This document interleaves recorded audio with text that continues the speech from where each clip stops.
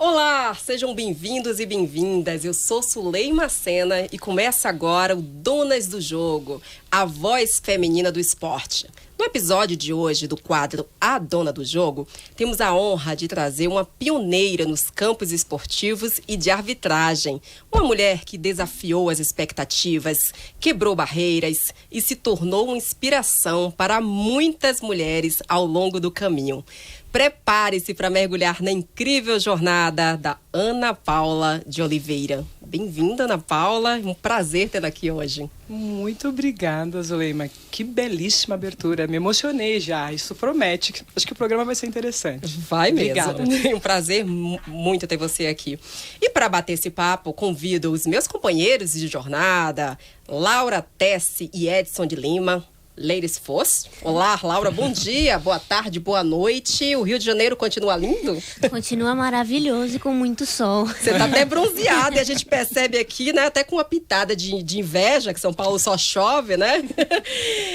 E quem tá aqui também hoje com a gente, sempre, Edson de Lima. Boa tarde, tudo bem com o senhor? Tudo bem, Suleima. Obrigado aí por mais uma vez participar dessa mesa onde saem coisas maravilhosas e personagens incríveis como a professora Ana Paula. Eu tô até emocionada, porque eu vou até quebrar aqui todo o roteiro.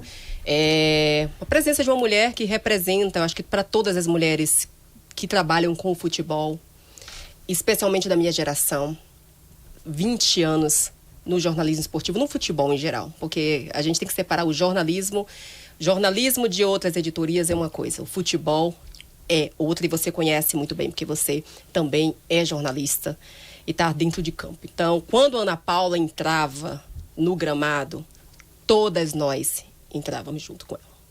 Quando você foi sacaneada, a gente vai falar sobre isso também, todas nós fomos. Então, é um prazer, é uma honra muito grande estar recebendo você aqui.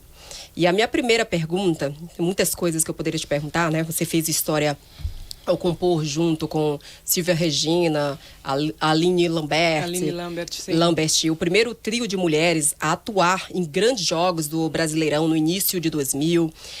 Grandes responsáveis por despertar o interesse de muitas meninas para o futebol. Você lidou com muitas resistências, né, e preconceitos para assumir esse papel pioneiro na arbitragem masculina? Muito, mas eu digo, Zuleima, agradeço demais pelas palavras. Eu acho que quando nós somos criança, né, quando eu comecei no profissional com 18 anos, ali era só uma paixão e uma válvula de escape. Eu já dei uma entrevista falando sobre isso. Mas, assim, eu não tinha noção da responsabilidade e da representatividade. Olha que coisa interessante isso. A gente só consegue enxergar isso depois, com a maturidade, o que nós ali fizemos.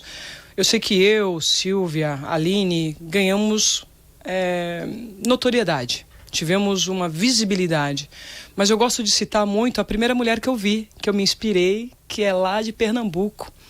Edilene Siqueira, uma grande árbitra pernambucana, que lamentavelmente numa estreia da Copa do Brasil no ano de 93, como assistente, porque ela atuava no apito e na bandeira como eu, então eu me identifico muito com ela porque a gente tinha a capacidade de atuar nas duas frentes, no apito e com o uso da bandeira, foi agredida num jogo importante pelo jogador Nonato, e naquele momento houve um retrocesso da arbitragem brasileira, que poderia ter crescido em 93, eu digo.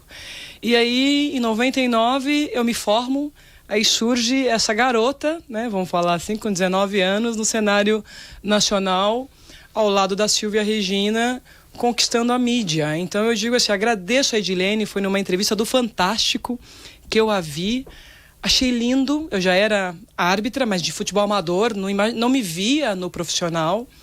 E quando eu vejo aquela mulher com aquela força, sabe? A gente fala muito do empoderamento hoje, mas ela já tinha essa presença muito forte. Eu falei, pensei comigo, eu vou ser árbitra profissional e vou estar nos grandes jogos. E consegui. Então, eu agradeço a ela, primeiro a Edilene, a minha mãe, que é uma guerreira, Dona Lu, nordestina do Piauí, São Raimundo Nonato, povo de sangue quente. Mulher retada. Demais da conta, que me deu essa força. Eu acho que muito da força que eu tenho passa pela minha mãe, porque realmente sofremos muito preconceito. Eu falo, por que eu citei a Edilene? Porque a Edilene sofreu muito preconceito. A Edilene era uma mulher que apitava muito, não só ela, a gente tem a Cirlei Cândida em Goiás, eu estou citando árbitras antes de mim, que foi a primeira mulher a fazer Goiás e Vila na história. Sofreram demais. Leia Campos, né? A Leia Campos. A Leia já foi na década de 70, foi bem antes, na época da ditadura. Mas a Leia não conseguiu chegar nesses grandes jogos. Entendeu? Ela foi precursora. Teve a história, mais uma que teve uma história apagada, né? E ela, por ser filha de um militar, conseguiu ter um acesso, né? Vamos falar assim. Isso também a gente tem que contar na história. Sim. Talvez se ela não fosse filha de um general como ela era... Nem chegaria. Ela não chegaria. E essas que eu estou citando vêm depois de Leia Campos, mas com qualidade técnica. Acho que isso que a gente tem que falar, não só pela força eu quero ali estar, mas tinham qualidade técnica. Ver a Edilene apitar... era algo lindo, sabe? Mas será que os homens também pioneiros eles tinham essa qualidade técnica? O que é importante a gente falar sobre isso, eu que para a mulher a gente grandes exige, árbitros, né? Mas a gente exige muito. A impressão que eu tenho é que a lupa, por exemplo, para as falhas da mulher... sempre vai ser maior. Sempre maior. Problema. Porque sempre vai ser. Você vai pegar na história do futebol, gente. A gente que acompanha futebol há anos e anos. Os erros grotescos, né? Eu não tô falando aqui do profissional. É porque a gente sabe muito bem o quão é difícil, né? A gente que assiste a televisão, às vezes você vê um lance ali, a gente tá ali, a gente fica na dúvida. Será que foi? Será que não foi? Agora imagina vocês que estão lá e ali por segundos, vocês simplesmente têm que tomar uma decisão. A minha carreira praticamente acabou, né? Não digo que ela acabou porque eu depois tive a honra de fazer a semifinal do Paulista no ano subsequente, 2007 para 2008. Por um lance milimétrico. E se vocês forem pesquisar na minha história, e aí acho que vale a pena a pesquisa, eu sou uma das assistentes, entre homens e mulheres, que menos se equivocou pela quantidade de jogos e pela importância dos jogos.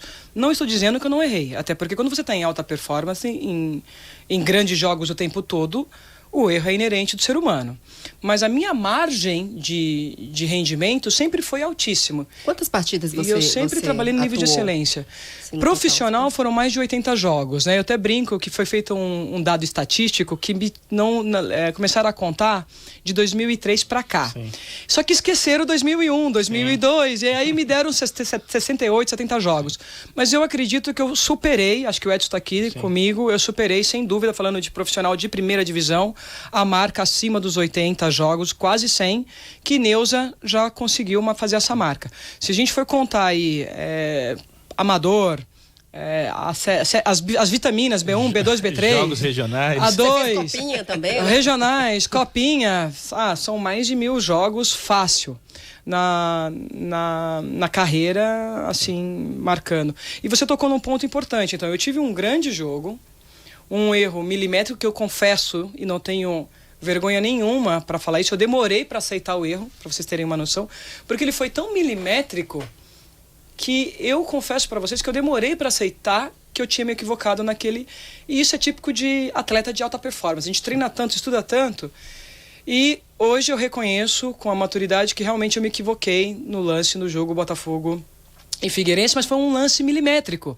E a minha carreira... viu? Trazendo pro futebol. A minha carreira acabou ali. Se o Botafogo tivesse vencido aquela partida, conquistado, na verdade, conquistado os gols necessários para poder se classificar. Que perdeu o primeiro jogo de goleada exatamente. Também, né? Se tivesse feito o papel... Porque futebol é aquilo que a gente fala, é sempre o resultado final. Sim. Então, é aquela coisa, o torcedor, ele não é muita emoção, então ele não raciocina. Naquele momento é emoção. Então ali eles escolheram, foi Ana Paula. Foi Ana Paula que perdeu o gol, foi Ana Paula que perdeu o primeiro jogo escolhe lá. um culpado. Um culpado. E se é uma mulher, isso vai pesar com toda a força em cima da gente. Isso tem algo muito importante que está sendo citado pela professora Ana Paula, que é justamente o equívoco técnico. Nós falamos tanto de questões técnicas dos atletas que estão em campo, né? Um pênalti perdido, um arremesso mal feito, uma reversão às vezes, ou até uma falta em que o goleiro não é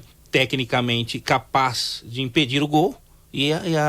O equívoco foi justamente esse, não é por conta de o tempo já ter passado e a história não apagou, justamente é o que ela carrega, infelizmente essa marca, mas graças a Deus, nós tivemos uma sequência e também uma história para ser contada. Todo mundo que viu a Ana Paula, e eu não tô falando porque ela tá aqui mesmo, porque tá aí, gente. Hoje você pode acessar na internet, né? Você encontra tudo. Porque essa geração sai um pouquinho do TikTok e vai para lá para dar uma pesquisada. É unânime. Pessoas que eu trabalhei com futebol mesmo, a gente fala de assistente no Brasil, entre homens e mulheres. Foi uma das maiores assistentes entre homens e mulheres. A gente falando de capacidade técnica mesmo, falhas. Todos os grandes árbitros, assistentes do Brasil, do mundo, a gente está vendo agora na Liga Inglesa, né? Tá tendo uma polêmica aí com o VAR, com tecnologia. Sim. Hoje, por exemplo, aquele erro não passaria. Não, eu estaria atuando, Zuleima, olha só como a vida da gente, né? Se tivesse a tecnologia naquela noite, no Maracanã, com 75 mil pessoas, eu estaria atuando até hoje. É por isso que eu falo, nada acontece na vida por acaso, tem os seus porquês, e eu acabei me tornando gestora depois e ajudando muitas meninas nesse processo, porque o que é importante citar, e você colocou, os homens eles já tinham referências masculinas. Eu não tinha referência feminina. Citei a Edilene, mas era do Pernambuco, eu não tinha contato com ela. Eu fui conhecer a Edilene em 2003, no meu primeiro torneio brasileiro em UBAC, e fiz a final com ela. Bicha braba, menina, trabalhar com a mulher não foi brinquedo, não. Tremi na base quando eu fui escalada pra final. E eu falei, cara, eu não acredito que eu vou estar trabalhando com a mulher que eu sou fã. Sabe aquela coisa assim? Tô trabalhando com o ídolo. E eu falei, nossa, que se ela falar uma pra mim, eu no vestiário não falava nada, né? Bebezão, meninona. E tive a honra de bandeirar pra ela. E o lance que definiu o campeão daquele brasileiro de 2001, se eu não estou equivocado, foi 2001, 2003? Foi 2001. O BA 2003, futebol feminino. O BA foi 2003. 2003. Então, o BA em 2003 foi um lance meu, né? Um acerto meu que marcou. E a mulher olhou pra mim, foi muito curioso, porque na hora que ela me viu correndo, ela olhou pra mim e falou, você tem certeza, né? Tipo aquela olhada. Eu cheguei e gelou a espinha, lembra como se fosse hoje. E eu falei, tenho certeza. E depois ela falou assim, a gente vai ver... Aí ela não falou nada, terminou o jogo, a gente vai ver depois no hotel. Eu falei, rapaz, vou apanhar, né? Pensei comigo, assim, porque árbitro mais velho, igual jogador, tem esse respeito, né? Com o profissional. E aí foi muito bacana que eu fui pro meu quarto tomar banho, fiquei quietinha, né, tentando buscar o lance. Aí ela tinha assistido o lance no programa esportivo. Aí ela bateu na porta do meu quarto e falou assim, não, eu vim aqui te abraçar porque realmente tudo o que falaram de você, porque quando a gente vê uma menina muito nova, até, olha o que ela falou pra mim. A gente tem dúvidas, a gente não sabe qual foi o caminho que você percorreu para chegar aqui. Mulheres, hein? Uhum. E aí quando ela me abraçou, ela falou assim, não, realmente você merece estar onde você está, porque eu já fazia profissional masculino aqui em São Paulo, e o seu lance foi muito difícil e você acertou. Cara, desabei, né? Imagina, você com o seu ídolo ali falando... uma bênção, né? Te dando parabéns. Isso. Então, isso me marcou demais. Mas eu acho que o que eu quero trazer, que a gente está falando, grandes árbitros também se equivocaram, e você colocou muito bem. Mas o perdão para os homens sempre foi maior, porque se a gente for analisar como perfil de justiça, e aí eu quero deixar bem claro para quem está nos ouvindo, porque eu sou bombardeada depois que eu dou uma entrevista, né, nas minhas redes sociais. Os haters são bem-vindos, tá? Eles bombardeiam. São bem-vindos, os robozinhos. Não é vitimização. Se tem uma pessoa que não nasceu com o perfil de se fazer de vítima, sou eu. Mas eu sou uma pessoa extremamente justa. E eu acho que a gente precisa tocar em feridas que ninguém toca. E ela precisa sangrar um pouco para a gente entender o porquê que dói tanto e refazer os processos. Porque se a gente for trabalhar a justiça, lamentavelmente, o erro da mulher, ela ganha uma hipervalorização, uma hiperexposição, que com o homem não acontece. Eu tenho companheiros que tiveram erros extremamente grosseiros, absurdos, e foram para mundiais. Aliás, se tivesse o VAR que naquela época, muita gente não estaria nem comemorando títulos. Você vai pegar um monte de time aí, grande, que não teria esse troféu. Gente, quem acompanha futebol anos, que essa galera aqui, o Edson, né? A gente acompanha os jogos. O Edson teve um jogo meu lá em Indaiatuba. No Primavera, Edson. Fala aí. Edson acompanhou um abraço pra galera do interior aí. Acompanhou a Ana Paula bebê. Conta essa história. É verdade. Mamadeira, suco de caju. Eu não bebia. E lá tem suco de caju natural, igual na Bahia? Não é igual, mas assim, vou te contar essa brincadeira do suco de caju. Porque eu só passei a beber depois dos 30, quando eu deixei os gramados. Eu não bebia álcool. beber bebida alcoólica. Eu não Como é que bebia você conseguia? nada de álcool, Sobreviveu. nada. Como é que você nada, conseguiu nada. sobreviver no futebol sem Então, beber? eu era conhecida de cajuzinho. Porque o que eu fazia? Eu ia nos encontros, ou ia pra jogo com a galera, tal, tudo, eu levava o litro de caju, suco de caju, porque Deus. baixa caloria, a dieta, nutrição e tudo mais. Então as amigas, né, me colocaram apelido de cajuzinho. Então nessa época era a época do caju ainda, era bebezão Conta essa mesmo. história aí, Edson. Como foi Não, na essa? verdade, a professora já estava no auge da sua trajetória. Eu não a Professora, conheci. imagina, Eu não a nossa. conheci como árbitra, e sim em um evento esportivo, de gestão esportiva, né? Meu professor, um grande abraço para ele, que em algum momento ele vai ver Jefferson do Vale, lá de Indaiatuba. Na época ele foi atleta do Primavera e foi gestor posteriormente de marketing. Então eu, como na minha faculdade de gestão esportiva, fui aluno dele. E tive a oportunidade de conhecer a Ana Paula de Oliveira, já como árbitra consolidada, mas não exatamente nos campos. Então o meu conhecimento dela nessa época lá do Primavera foi justamente num evento e não numa atuação de jogo de futebol. Nunca vi jogo. Ah, Boa. bacana. Laura, você quer fazer uma pergunta para Ana Paula? Vai, Laura. Não, é mais uma... Eu tava pensando, por exemplo, eles começaram com... Eu não sei se vai ser implementado isso daqui pra frente. Mas, por exemplo, no jogo de ontem, eles deixaram as equipes escolherem o árbitro que fosse O jogo apitar. de ontem, qual o jogo? A Supercopa. Flamengo Na e Super- Vasco. Não, entre... Foi Flamengo e Vasco. Flamengo e Vasco pelo Campeonato Carioca. Isso, você viu que eles deram o nome de quatro árbitros e deixaram eles entrarem em um consenso pra ver qual seria o árbitro da partida, né? Você acha que isso vai continuar sendo implementado? Você acha que é uma boa ideia? Então, eu vou te dar 2 pontos de vista, tá, Laura? E a pergunta ela é ótima quando a gente fala de gestão. Eu entendo que um presidente de comissão de arbitragem precisa ter autonomia para decidir. Mas eu também sou favorável ao diálogo. Então eu acho que você pode dialogar com os clubes, mas permitir ao clube que ele escolha é perigoso. Por que eu digo que é perigoso? Eu acho que dentro do que aconteceu no Rio de Janeiro, lamentavelmente foram rodadas muito difíceis, nós tivemos erros grosseiros por parte da arbitragem no Rio. Então eu entendo a decisão da comissão estadual de ter levado 4 nomes para os clubes escolherem, até para poder fazer uma gestão de crise. Se você está vivendo um momento de crise, eu preciso solucionar essa crise da melhor maneira possível.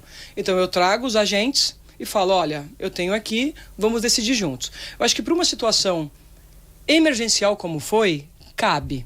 Isso ser uma sequência eu acho perigoso, porque eu acho que quem tem os dados, quem tem as condições de analisar o plantel de árbitros durante a competição é a comissão. Eu não sei como é o processo da comissão carioca, eu não sei como funciona a forma de trabalho deles. Eu posso dar o exemplo como eu atuava aqui em São Paulo. Então aqui em São Paulo eu tinha análise de desempenho, eu tinha um analista, levantamento de dados, questões físicas, psicológicas, comportamentais. Então eu fazia toda a avaliação disso, se tinha histórico ou não com o clube, se era da região ou não do clube.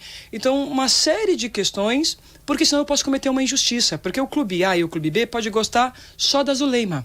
Só que eu tenho o Edson, que também é bom. E provavelmente o momento do Edson pode ser melhor do que o da Zuleima.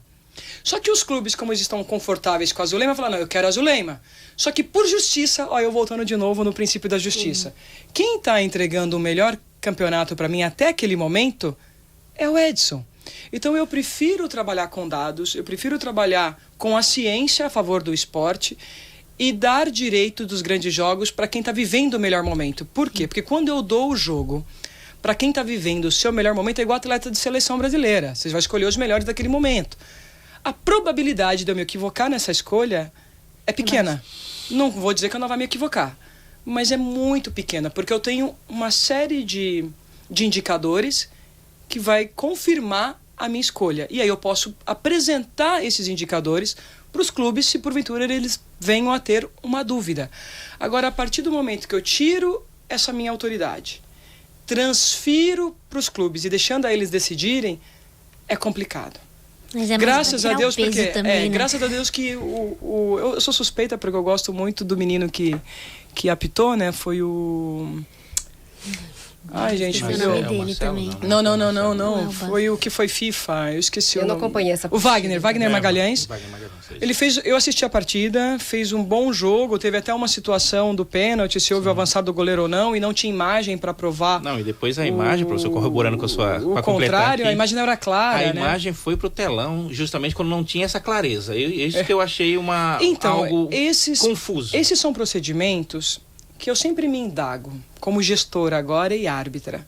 A gente precisa passar informação para o público que vai favorecer o público na informação. Sim. E não vai colocar o árbitro em uma situação constrangedora. Igual, foi explanado na Supercopa que o árbitro tinha que explicar a decisão. Não, ele não tinha que explicar. Isso é um erro. Vamos falar aí. É futebol americano. Na verdade, ele não explica, ele informa a decisão. Porque quando eu vou explicar, eu tenho que explicar o porquê que eu tomei aquela decisão. Se vocês concordam, a palavra explicação... Sim. Mas por que você marcou pênalti? Eu tenho que explicar, porque eu vi isso. Não, ele só informa. Ele foi no telão e eu decido que é pênalti. Ou eu decido que não houve pênalti. Estou dando um exemplo bem simplista. Então, eu informo a minha decisão. Eu não explico a minha decisão. Então, acho que isso é um ponto importante. Porque o árbitro pode perder o comando mesmo, né? O controle do jogo, A gente precisa deixar claro a importância da autoridade, né? E o que cabe a cada profissional, né? O que cabe ao jogador jogar, o que cabe ao árbitro apitar, o que cabe ao assistente bandeirar e assim sucessivamente. As divisões de responsabilidade no espetáculo é algo importante. Então, no caso da Supercopa, houve um trabalho que não precisou, porque o Braulio Machado, inclusive, parabéns, Braulio, a você e a toda a equipe. Vibrei muito, porque vocês foram muito bem. Uma coisa ou outra sempre passa num jogo dessa magnitude, mas que bela atuação de toda a equipe, e não precisou do VAR, e é assim que tem que ser. Diga-se de passagem, é assim que tem que ser. E se tivesse o VAR, ele teria que ter dado a informação, então não é explicação.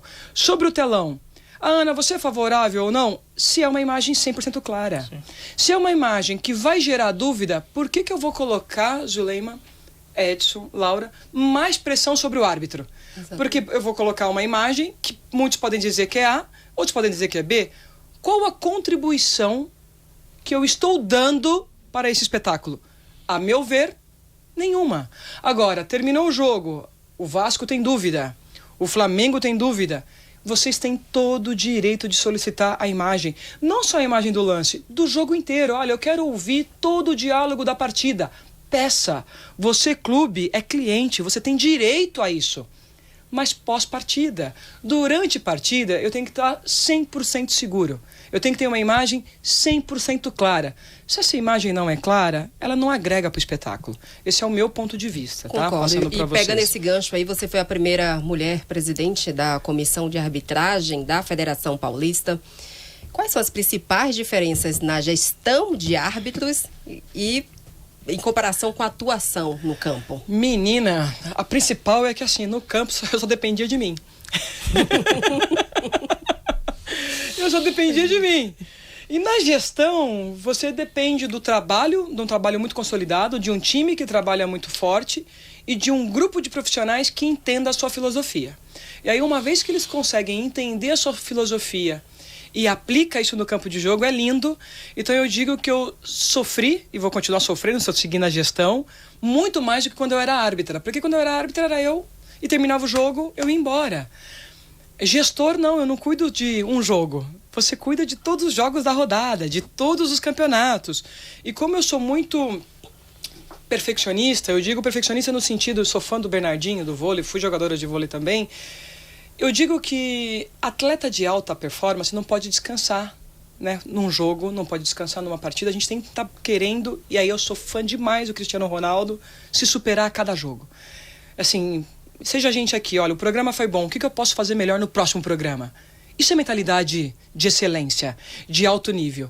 Então eu, por ter isso correndo no meu sangue, eu assistia, Zuleima, todos os jogos da rodada. Ficava enlouquecida para poder preparar depois, mesmo os árbitros indo bem ou não, quais eram os pontos que nós estávamos fortalecidos para continuar mantendo e quais eram os pontos que, mesmo que não tinha ganhado notoriedade midiática, mas que a gente sabe que falhou. E nós tínhamos que corrigir internamente para não voltar a acontecer. Então, a grande diferença é essa, é o trabalho que você realiza, acho que nos dois, tanto no campo como na gestão, você trabalha muito, Quando você é árbitro, você só depende de você. E quando você é gestora, você depende do seu trabalho, da sua equipe e desse trabalho em equipe mesmo, de todo o ecossistema que você gerencia, consiga compreender a sua filosofia. E aí eu tenho que fazer um agradecimento extraordinário aos árbitros paulistas. É impressionante a capacidade que eles tiveram, a parceria que a gente construiu. Não foi fácil. Meus primeiros 2 anos foram terríveis, até porque eu mexi muito em zona de conforto, mudei processos, mudei maneira de enxergar o jogo, maneira de atuar. Fui rigorosa com a questão física, não nego isso. Mas olha o resultado. Se a gente for pensar no Brasil, o melhor plantel de árbitros fisicamente é de São Paulo. Estético e de performance. Os árbitros hoje que menos se equivocam são os árbitros paulistas. Então isso é fruto de muito trabalho da equipe interna, que eu liderava na federação, dentro da comissão, mas principalmente a forma com que os mais de 500 árbitros absorveram e colocaram em prática. Porque o difícil, Zulema, é você ter uma uniformidade e consistência em 4.000 jogos. E quando eu digo 4.000 jogos, é desde o Sub-11 à Série A1. É desde o garoto que está começando na base da pirâmide ao Rafael Claus, que é o número 1 de São Paulo. Então eu digo que conseguir isso foi exaustivo, custou meu casamento, hoje eu estou solteira, mas foi extremamente gratificante vê-los no campo de jogo, atuar igual, ver essa geração nova, Matheus Candançan, Fabiano, Gobi, Pablo, Gustavo, Gabriel Bispo, Guilherme Maciel, Guilherme Nunes. Não, se for aqui, são mais de 40 jovens abaixo de 30 anos que a gente conseguiu descobrir em 4 anos de trabalho, fora os veteranos, que aí eu falo de Klaus, falo do Flávio Souza, falo do Luiz Flávio, da Edna, que já são os meus fifas, né? Vamos falar assim, com muito carinho, eu sempre falo os meus fifas.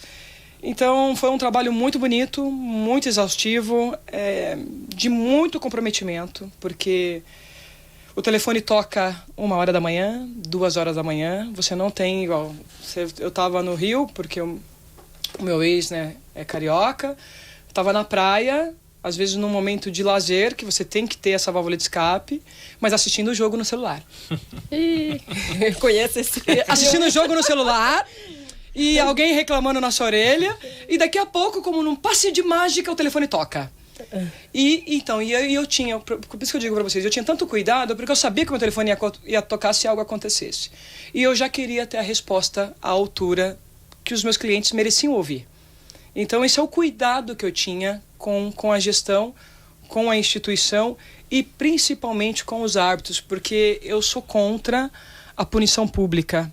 Eu digo que, assim como os clubes, e eu aprendi isso com os clubes, lavam as suas roupas sujas dentro do clube, dentro do vestiário, árbitro de futebol também tem que resolver suas questões. Tá vendo, Laura e Edson aqui também a gente vai... Dentro do vestiário, dentro de casa, eu acho que a gente pode ir a público e reconhecer o erro. Reconhecer quando a gente acertou e explicar o porquê acertou, e reconhecer que errou e por que errou. Agora, se vai ficar 1 mês, se vai ficar 15 dias, se vai para a geladeira, freezer... Não cabe. Isso é uma decisão interna. Não, eu não posso expor o meu profissional. Sabe por que a gente não pode expor? Eu não posso expor o meu ídolo, vamos falar do jogador. Sim. Porque amanhã ou depois que vai ser ele que vai definir a sua grande final. É o ídolo que talvez que viveu uma fase ruim, que no jogo importante vai fazer o jogo que decide a partida. E talvez vai ser o meu árbitro que é importante, que teve um momento ruim na competição, mas que depois pode resolver o meu problema na reta final, pela experiência e maturidade. Então a gente precisa olhar de uma maneira mais humana para esses profissionais também, porque quando a gente expõe, coloca uma punição pública, esses árbitros são atacados, as redes sociais são invadidas, eles possuem filhos, família, esposa. Aliás, isso é uma característica absurda, da liderança, entendeu? Feminina. Por isso que é bacana quando homens e mulheres trabalham juntas, principalmente em cargos de gestão, porque a mulher... São olhares diferentes. Olhares diferentes. Então, olha, as coisas que ela colocou aqui, desse detalhe de prestar atenção em tudo, é uma coisa muito feminina. Humanização também. E as grandes empresas já se atentaram para isso, de você olhar de um lado humanizado. Nós não somos máquinas. Então, você expor um profissional e depois, como é que você vai trabalhar o psicológico, como é que para aquela pessoa render e dar o melhor para a instituição. Então, a gente precisa realmente mudar essa mentalidade. Então, Zulema, eu vou fazer uma provocação aqui, que os meus amigos da Federação Carioca, por favor, não se sintam feridos, pelo amor de Deus. Mas nós tivemos 2 árbitros jovens no Carioca que tiveram atuações abaixo do esperado, certo? Dois meninos, possíveis talentos, né?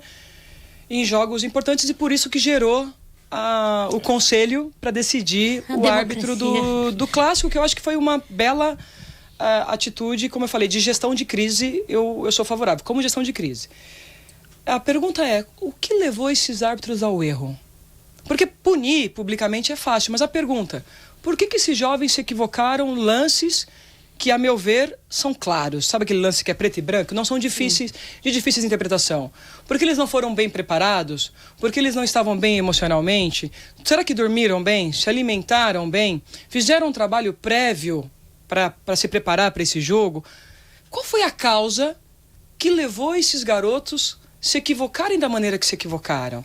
Por que a equipe de trabalho não ajudou? Porque a gente tem o árbitro e os assistentes. Por que só caiu a responsabilidade sobre o árbitro central? Sendo que a gente está falando de equipe. Por que a responsabilidade não foi para a equipe? E você vê que até agora eu não tenho essas respostas. Nenhum jornal, ninguém colocou, olha, o árbitro responsável do jogo tal foi afastado, mas se detectou que ele não dormiu, se detectou que ele teve problema familiar. A gente precisa olhar um pouco mais para essas pessoas.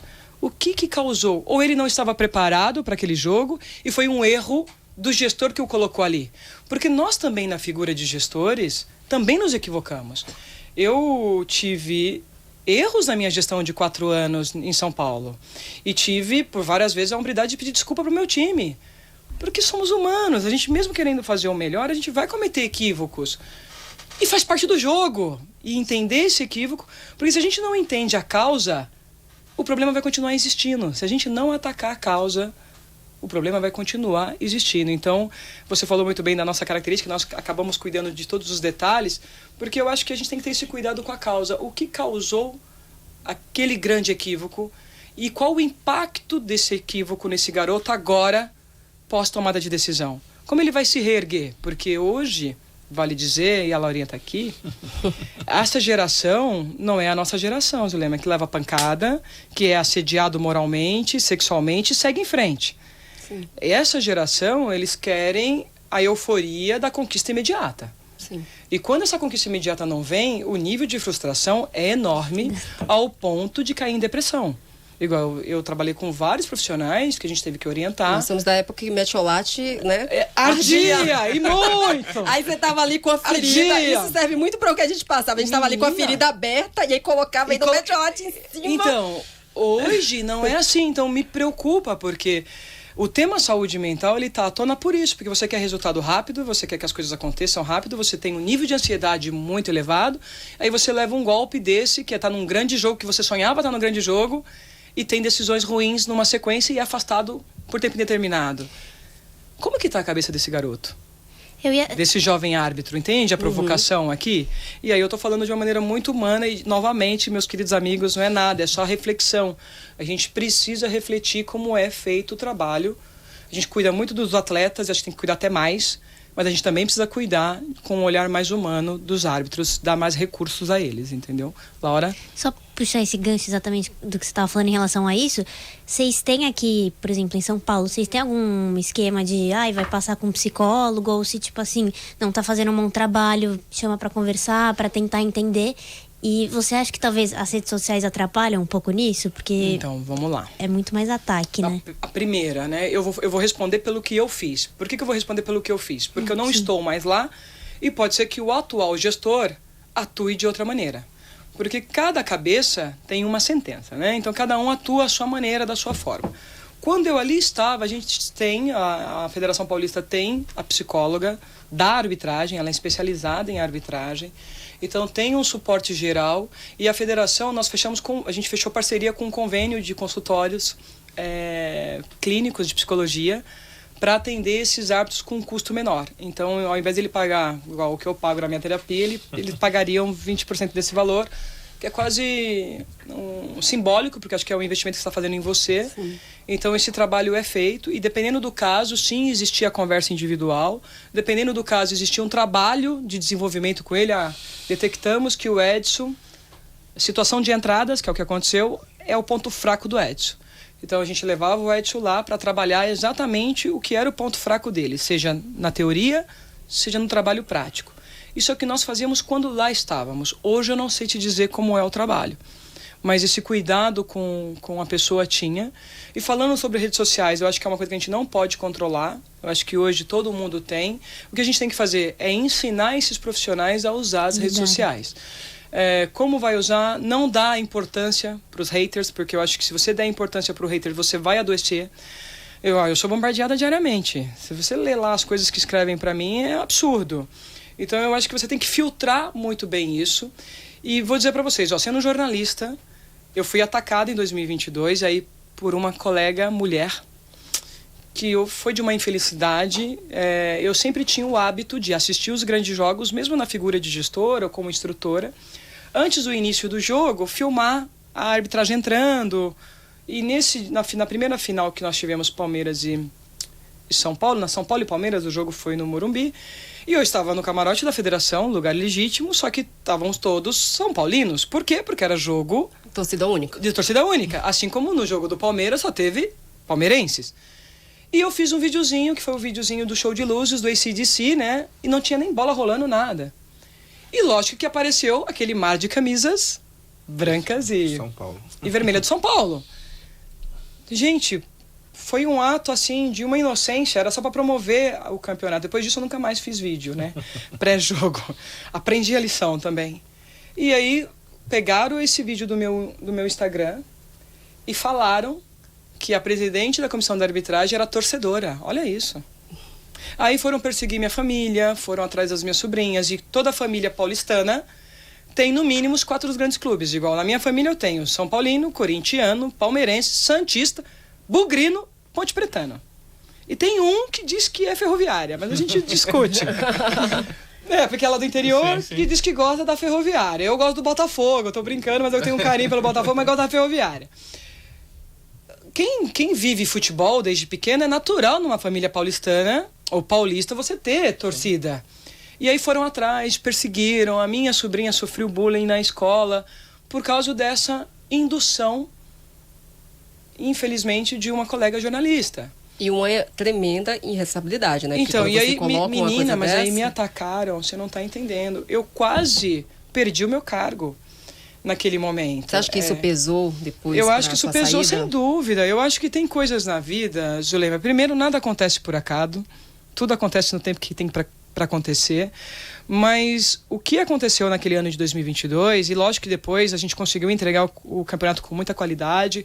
O Klaus fez uma final ímpar. Acho que tudo conspirou a favor, porque eu acredito nisso também. Quando você trabalha muito, Deus ajuda demais, né? Eu acho que quando você faz com muita integridade, com muita seriedade, e no meu caso, mais do que tudo isso, eu faço com muito carinho, eu amo o meu trabalho. Então, pra mim, trabalhar com futebol não é esforço. Sabe aquela coisa que sai, igual a gente tá falando de futebol, sai natural. Não pesa pra mim falar sobre isso.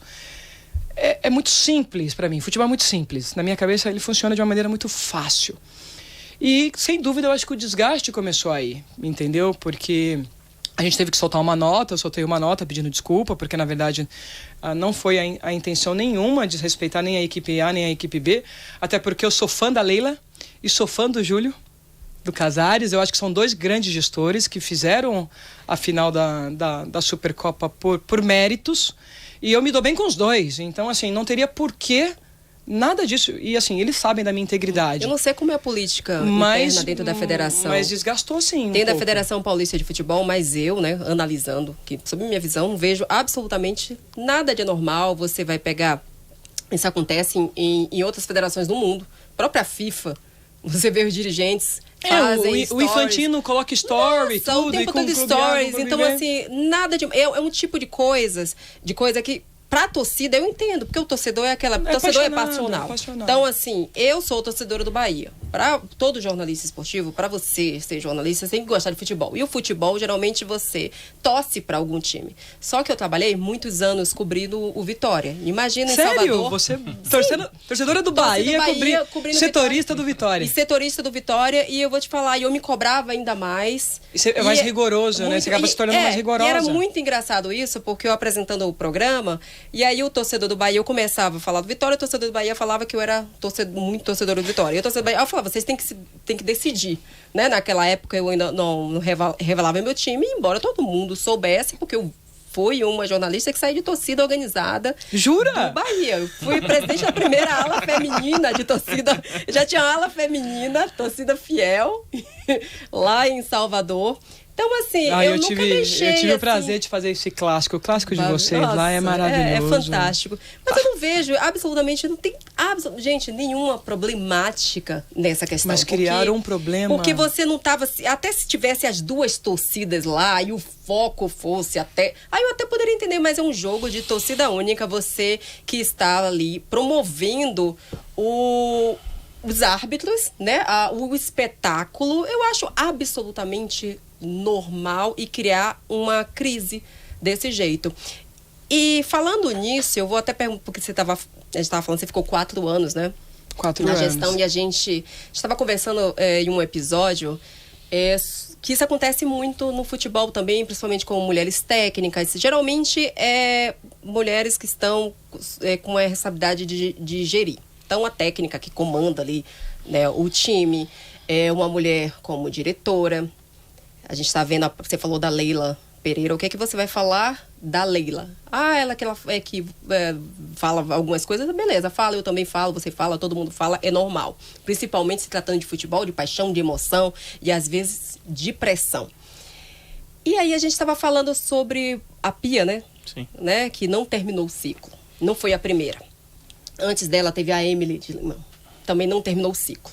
E aí eu venho acompanhando o futebol feminino da década de 90 e eu vi um monte de homem fazer um monte de besteira no comando técnico. Vi cara com 9 derrotas e ir para a Copa do Mundo, ser premiado.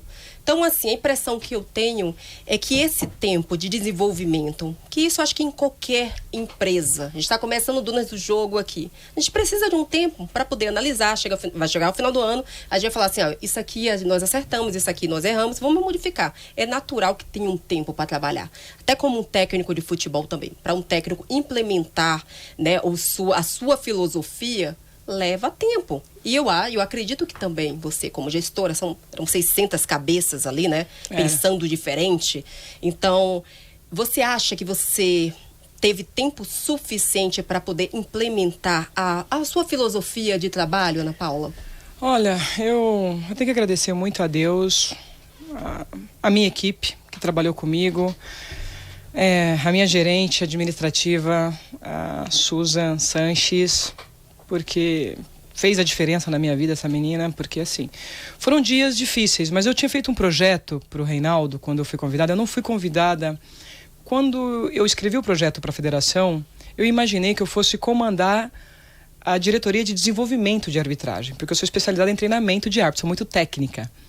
Estou começando a ganhar o molejo, eu gosto de dançar, mas eu estou começando a ganhar o molejo político, porque eu não sou nada política, eu sou técnica. Então, quando eu escrevi o projeto pensando em desenvolvimento de arbitragem inspirada na FIFA, na Conmebol, nos países que eu já tinha visitado, né? Eu conheço mais de 30 países, focado em futebol. E aí fui surpreendida com o convite para liderar. Eu digo para você que assim, eu fiz o projeto em que ele tinha primeiro, né, 1 ano, de 3 a 5, de 5 a 7, de 7 a 10. Você vê que eu fui extremamente estrategista. E eu digo para você que o que eu tinha planejado do primeiro ano ao 5º para o 6º ano, eu vou me inspirar em Juscelino Kubitschek, não sou ele, mas ele construiu o Brasília, né? O Brasil cresceu, né? 20 anos em 4, em 5. Eu digo que eu consegui colocar um projeto que seria de 7 em 4 anos, então fico lisonjeada, fico feliz por isso. A gente conseguiu melhorar condições de remuneração, a gente melhorou questões de treinamento, a gente melhorou o sistema de análise, porque é uma dificuldade muito grande se analisar o árbitro, criar indicadores e fatores. Conseguimos aproximar muito mais dos árbitros, porque os árbitros tinham um distanciamento muito grande da liderança, não falava, não tinha o tete-a-tete. Eu abri as portas da federação para os árbitros, o contato com os clubes, eu acredito muito no fator educacional, na proximidade com o clube. Eu preciso entender a dor dele, ele precisa entender a minha dor. A partir do momento que a gente entende a dor um do outro, a gente constrói uma empatia, sempre pensando no melhor do futebol, não o melhor da arbitragem. O que eu posso melhorar com o clube para ter um melhor produto. Porque uma vez que eu tenho um grande produto, que é o campeonato, e ele é vendável, ele é um grande negócio, todo mundo ganha. Eu ganho, ele ganha, todo mundo ganha. A gente está vivendo aí a sustentabilidade do esporte, né?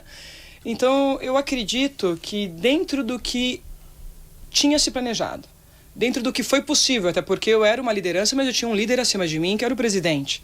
Então, dentro do que foi possível, dentro das brigas positivas possíveis, eu acho que a gente conseguiu realizar, sim, um bom trabalho. Gostaria de ter feito mais. Eu deixei a instituição com aquele gostinho assim, precisava de um ano mais, porque a gente ia implantar projetos novos agora para 2024, nesse sentido assim, faltou alguns detalhezinhos. Mas se for falar da realização, Zuleima, olha só, primeira mulher. Quando eu entrei massacrada, assim, muitos achavam que eu ia durar só um ano, primeiro porque eu já tenho timbre de voz grave. Tenho personalidade forte. Ai, eu nem digo nada. Aí o pessoal pensa assim, essa mulher não dura um ano, vai brigar com todo mundo, vai ser um circo. Você quer ser carinhosa e parece que você tá brigando, né? Já tem a cara de mal, o rosto, tudo. Não, eu sou muito forte, eu falei, assusta. Não vai durar um ano, aí durei 2. Dos 2 foi pro terceiro, aí no terceiro ano houve essa questão, lamentavelmente externa, que impactou. E aí veio o 4º ano. Vou dizer uma coisa para vocês, eu acho que foi de grande valia o período que eu fiquei lá. Todas as lutas internas, porque não adianta, você tá numa cabeça importante, e isso eu quero deixar bem claro para todas as mulheres. A gente tem que ocupar espaço, sim. Eu acho que a ocupação de espaço, ela é importante. Mas a forma que eu ocupo esse espaço é maior. Porque se eu não tiver coragem de me colocar, se eu não tiver coragem de ir para uma reunião de diretoria, defender os interesses que eu acredito, do que vale o espaço que eu ocupo? Só para ganhar um salário no final do mês? Ter uma roupa da Armani e dizer, eu trabalho numa grande instituição e uso Armani? Será que é isso que a sociedade espera de nós? Porque o futebol mudou a minha vida. E olha que numa época que os ganhos eram pífios. Hoje esse árbitro de futebol dá dinheiro. Na minha época não dava, era pura ideologia. E eu, quando eu vou para a gestão, eu vou com essa ideologia da transformação. Então eu faço um apelo para nós, mulheres também, que estão ocupando esses espaços no futebol, seja na nossa área como jornalista, seja em outras áreas, que não se submetam somente ao ganha-pão do final do mês. Eu acho que ele é importante, ele é fundamental, ele é o que nos alimenta. Não estou sendo extremista aqui, pelo amor de Deus. Não é isso. Mas a gente precisa, aquela coisa, né? Água mole em pedra dura, tanto bate até que fura. A gente precisa de resiliência, a gente precisa de persistência. Precisamos muito de inteligência emocional. Porque seremos atacadas a todo momento. Você é atacada num cafezinho, você é atacada no almoço, você é atacada numa piada pejorativa. Se você sorrir demais, você tá errado. Se você sorrir demais, você tá demais. Se você sorrir de menos, fechado, tá demais. Se você coloca no seu Instagram que você fez as unhas, igual eu fiz a unha em ritmo de carnaval. Adorei, cadê? Mostra aí. Você faz as unhas azuis, eu amo azul. Aí isso já é um problema. Por que você postou na sua rede social que você estava na manicure? Eu sou mulher! Aliás, você me aliás, você teve uma mulher que me... É o mínimo, mas você acredita que eu fui chamada a atenção? Eu fui chamada a atenção. Zuleima aqui, fofoca de bastidores. Conta, plantão. Fofoca! Olha o corte, olha o corte. Corte, olha ali, ó. Mulher adora fofoca. Olha no eu lance. fui chamada a atenção, olha louca. Porque eu postei que eu tinha ido na manicure. Ai, meu Deus do céu, gente. Zuleima, você acredita nisso? Não, eu tô acreditando porque você tá contando. Tô né? falando, então, olha... Aliás, ó, o extremo. Você foi uma das mulheres que mais me representou no futebol, porque exatamente por conta dessa feminilidade. Porque lá em Salvador era conhecida como a Pantera cor-de-rosa, porque era toda de rosa, até meu carro era verdade. rosa. Então, tinha um carro cor-de-rosa. Então, quando eu vi essa mulher entrando com cílios, com maquiagem e com aquela autoridade, eu falei, meu Deus do céu, ali tá uma dona do jogo. É sério, isso daí, porque existe o estereótipo. Eu entrava de salto, viu? Eu ia pro campo de Nossa, salto. maravilhoso. Eu trabalhava... De vestido. Tá vendo? Eu trabalhava, eu acabei com os gramados da Fonte Nova antiga. Eu ia de salto porque eu trabalhava também. De taco. Tá vendo? Então, Luiz XV. Então me representou muito. Porque existe um estereótipo, né? Já que você tocou no assunto, você falou uma coisa que é extremamente feminino. Sim. E eu acho que o futebol é isso que a gente tem que... Quando a gente fala de diversidade e a gente fala de mulheres também, a gente tem que entender que nós, mulheres, somos diversas também. Então, tem a mulher vaidosa e que tá no meio do futebol. Tem a mulher que não é tanto assim, tem a mulher do moletom e tem a mulher do terninho. E tá tudo certo. E tá tudo certo. E a gente precisa acabar com esse estereótipo que a mulher que se cuida, a mulher que é vaidosa, não tem competência, ou ela é uma planta, ou ela tá, sabe? E não pode postar sua vida. Começar a analisar mais os feitos, as ações. Sim. Eu concordo. Outra fofoca de bastidor aí pra vocês, Conta então. Corte. Não, eu acho que é importante tocar nesse ponto, porque assim, é 880. É, assim, teve um momento que ser feminina me promoveu. E teve outros momentos que jogou contra, me desfavoreceu. Olha que dilema, depende muito do momento da sociedade em que você está.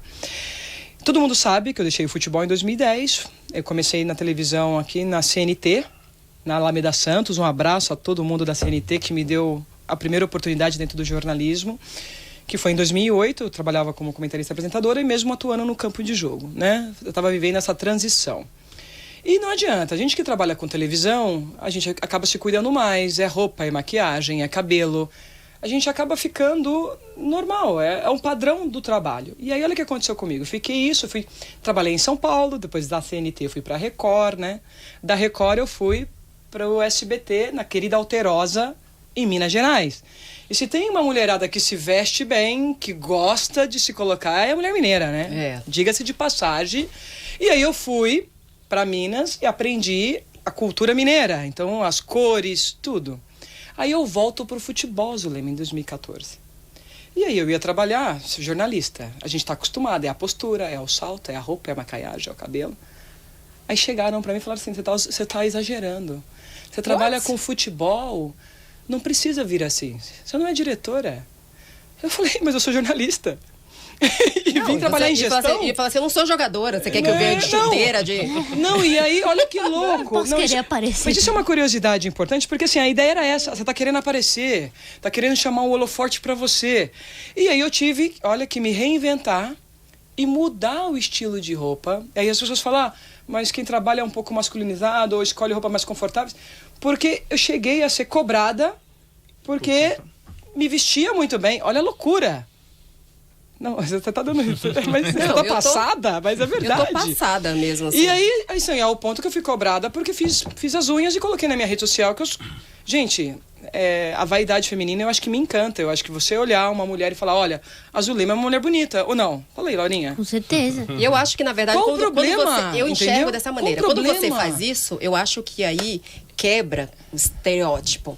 Que a mulher que tá no futebol, ela tem que ser masculinizada. Então, quando a impressão que eu tenho, eu vejo que a gente estava falando de referências. Quando eu via a Ana Paula, eu não via ali com uma mulher bonita que estava querendo aparecer. Eu via uma mulher uma mulher feminina que estava fazendo o que gostava e o que eu também. Eu falei assim, eu me achei normal, né? Eu falei assim, nossa, que bom, me salvou. Porque você falou uma questão aí de roupas, por exemplo. Eu tive um problema desse, mas é engraçado que foi na televisão. Olha eu trabalhei na televisão, Fernando Vanucci. E eu lembro que eu tinha esses embates, assim, para ir pro ar, que ele falava, você não... Sempre o homem querendo ditar o que a gente tem que fazer, Sim, né? Vamos lá. Você não pode... você tá se apresentando no programa, você já viu as meninas da TV tal? Aí tem essa coisa da comparação. Sim. Elas ficam de tênis, não vão de salto. Eu falei assim, mas eu não vou jogar bola, nem vou pra academia. Eu vou de salto, eu não vou descer do salto. Você tá na televisão, você precisa ter uma postura. Então, assim, se for para encarar a vida, eu vou meter o salto alto, a minha autoestima, tudo isso influencia no profissional que eu sou, para sentir essa segurança. Então, assim, eu não tô me baseando, que legal, good for her, entendeu? Bacana, legal, que legal, bacana. E da mesma maneira, se eu for para um estádio, sempre fui dessa maneira, eu sou a Suleima, eu tenho a minha personalidade. O que vocês têm que reparar é o nosso trabalho. O que eu falo, né? Ana Paula, que Ana Paula. Pega a experiência dessa mulher, pega todas as questões técnicas, que é o preparo que ela teve para estar aqui hoje, né? Porque muitas pessoas não reparam. Eu vou pegar o gancho aqui, eu tô aqui de contraponto. O meu contraponto é sempre buscar o histórico do entrevistado, né? Então, eu quero perguntar para você, Ana, se existia na jovem Ana Paula, que entrou na escola de árbitros, na escola de arbitragem, o sonho, né? Assim como tem o sonho do atleta, você como atleta de outras modalidades também, sem ser o futebol. Você confidenciou no bastidor que não joga muito bem futebol, né? Eu vou falar dessa forma, né? Mas teve a passagem pelo vôlei, obviamente que as meninas sempre participam dessa forma no vôlei, enfim. Existe o sonho e também qual é o caminho, o que mudou? Trace um paralelo do que mudou da sua preparação como profissional de arbitragem para os dias atuais, que você participou aí recentemente na formação de muitos árbitros e também na consolidação da carreira deles, e se existia esse sonho da jovem Ana Paula se tornar, e que você vislumbrava com a consolidação da sua carreira como árbitra de futebol? Vamos partir dessa, né? Assim, olha, é tão louco, e aí eu vou deixar um recado para todo mundo que está me assistindo. Você precisa saber aonde você quer chegar. Eu, com 18 anos, eu já sabia, olha só, eu tinha colocado para mim que eu ficaria no campo até os 35 anos, que com 35 anos eu iria para a instrução na FIFA, e que e olha só, depois de 10 anos de instrução, eu iria mudar para a gestão e me tornaria a primeira mulher gestora do meu país. Isso eu tinha 18 anos. Que forte isso. Isso eu tinha 18 anos. E por que eu tô falando isso para vocês de primeira mão? Porque quando a gente faz curso de liderança, né, quando a gente dá palestra, você precisa saber aonde você quer chegar. Você tem que ter um objetivo muito bem claro e perseguir esse objetivo, porque os percalços vão vir. Aí vem a construção. Quando eu fui árbitra, eu vim do interior, meu português era terrível, aquela coisa do interior, coloquial, falei errado paredel.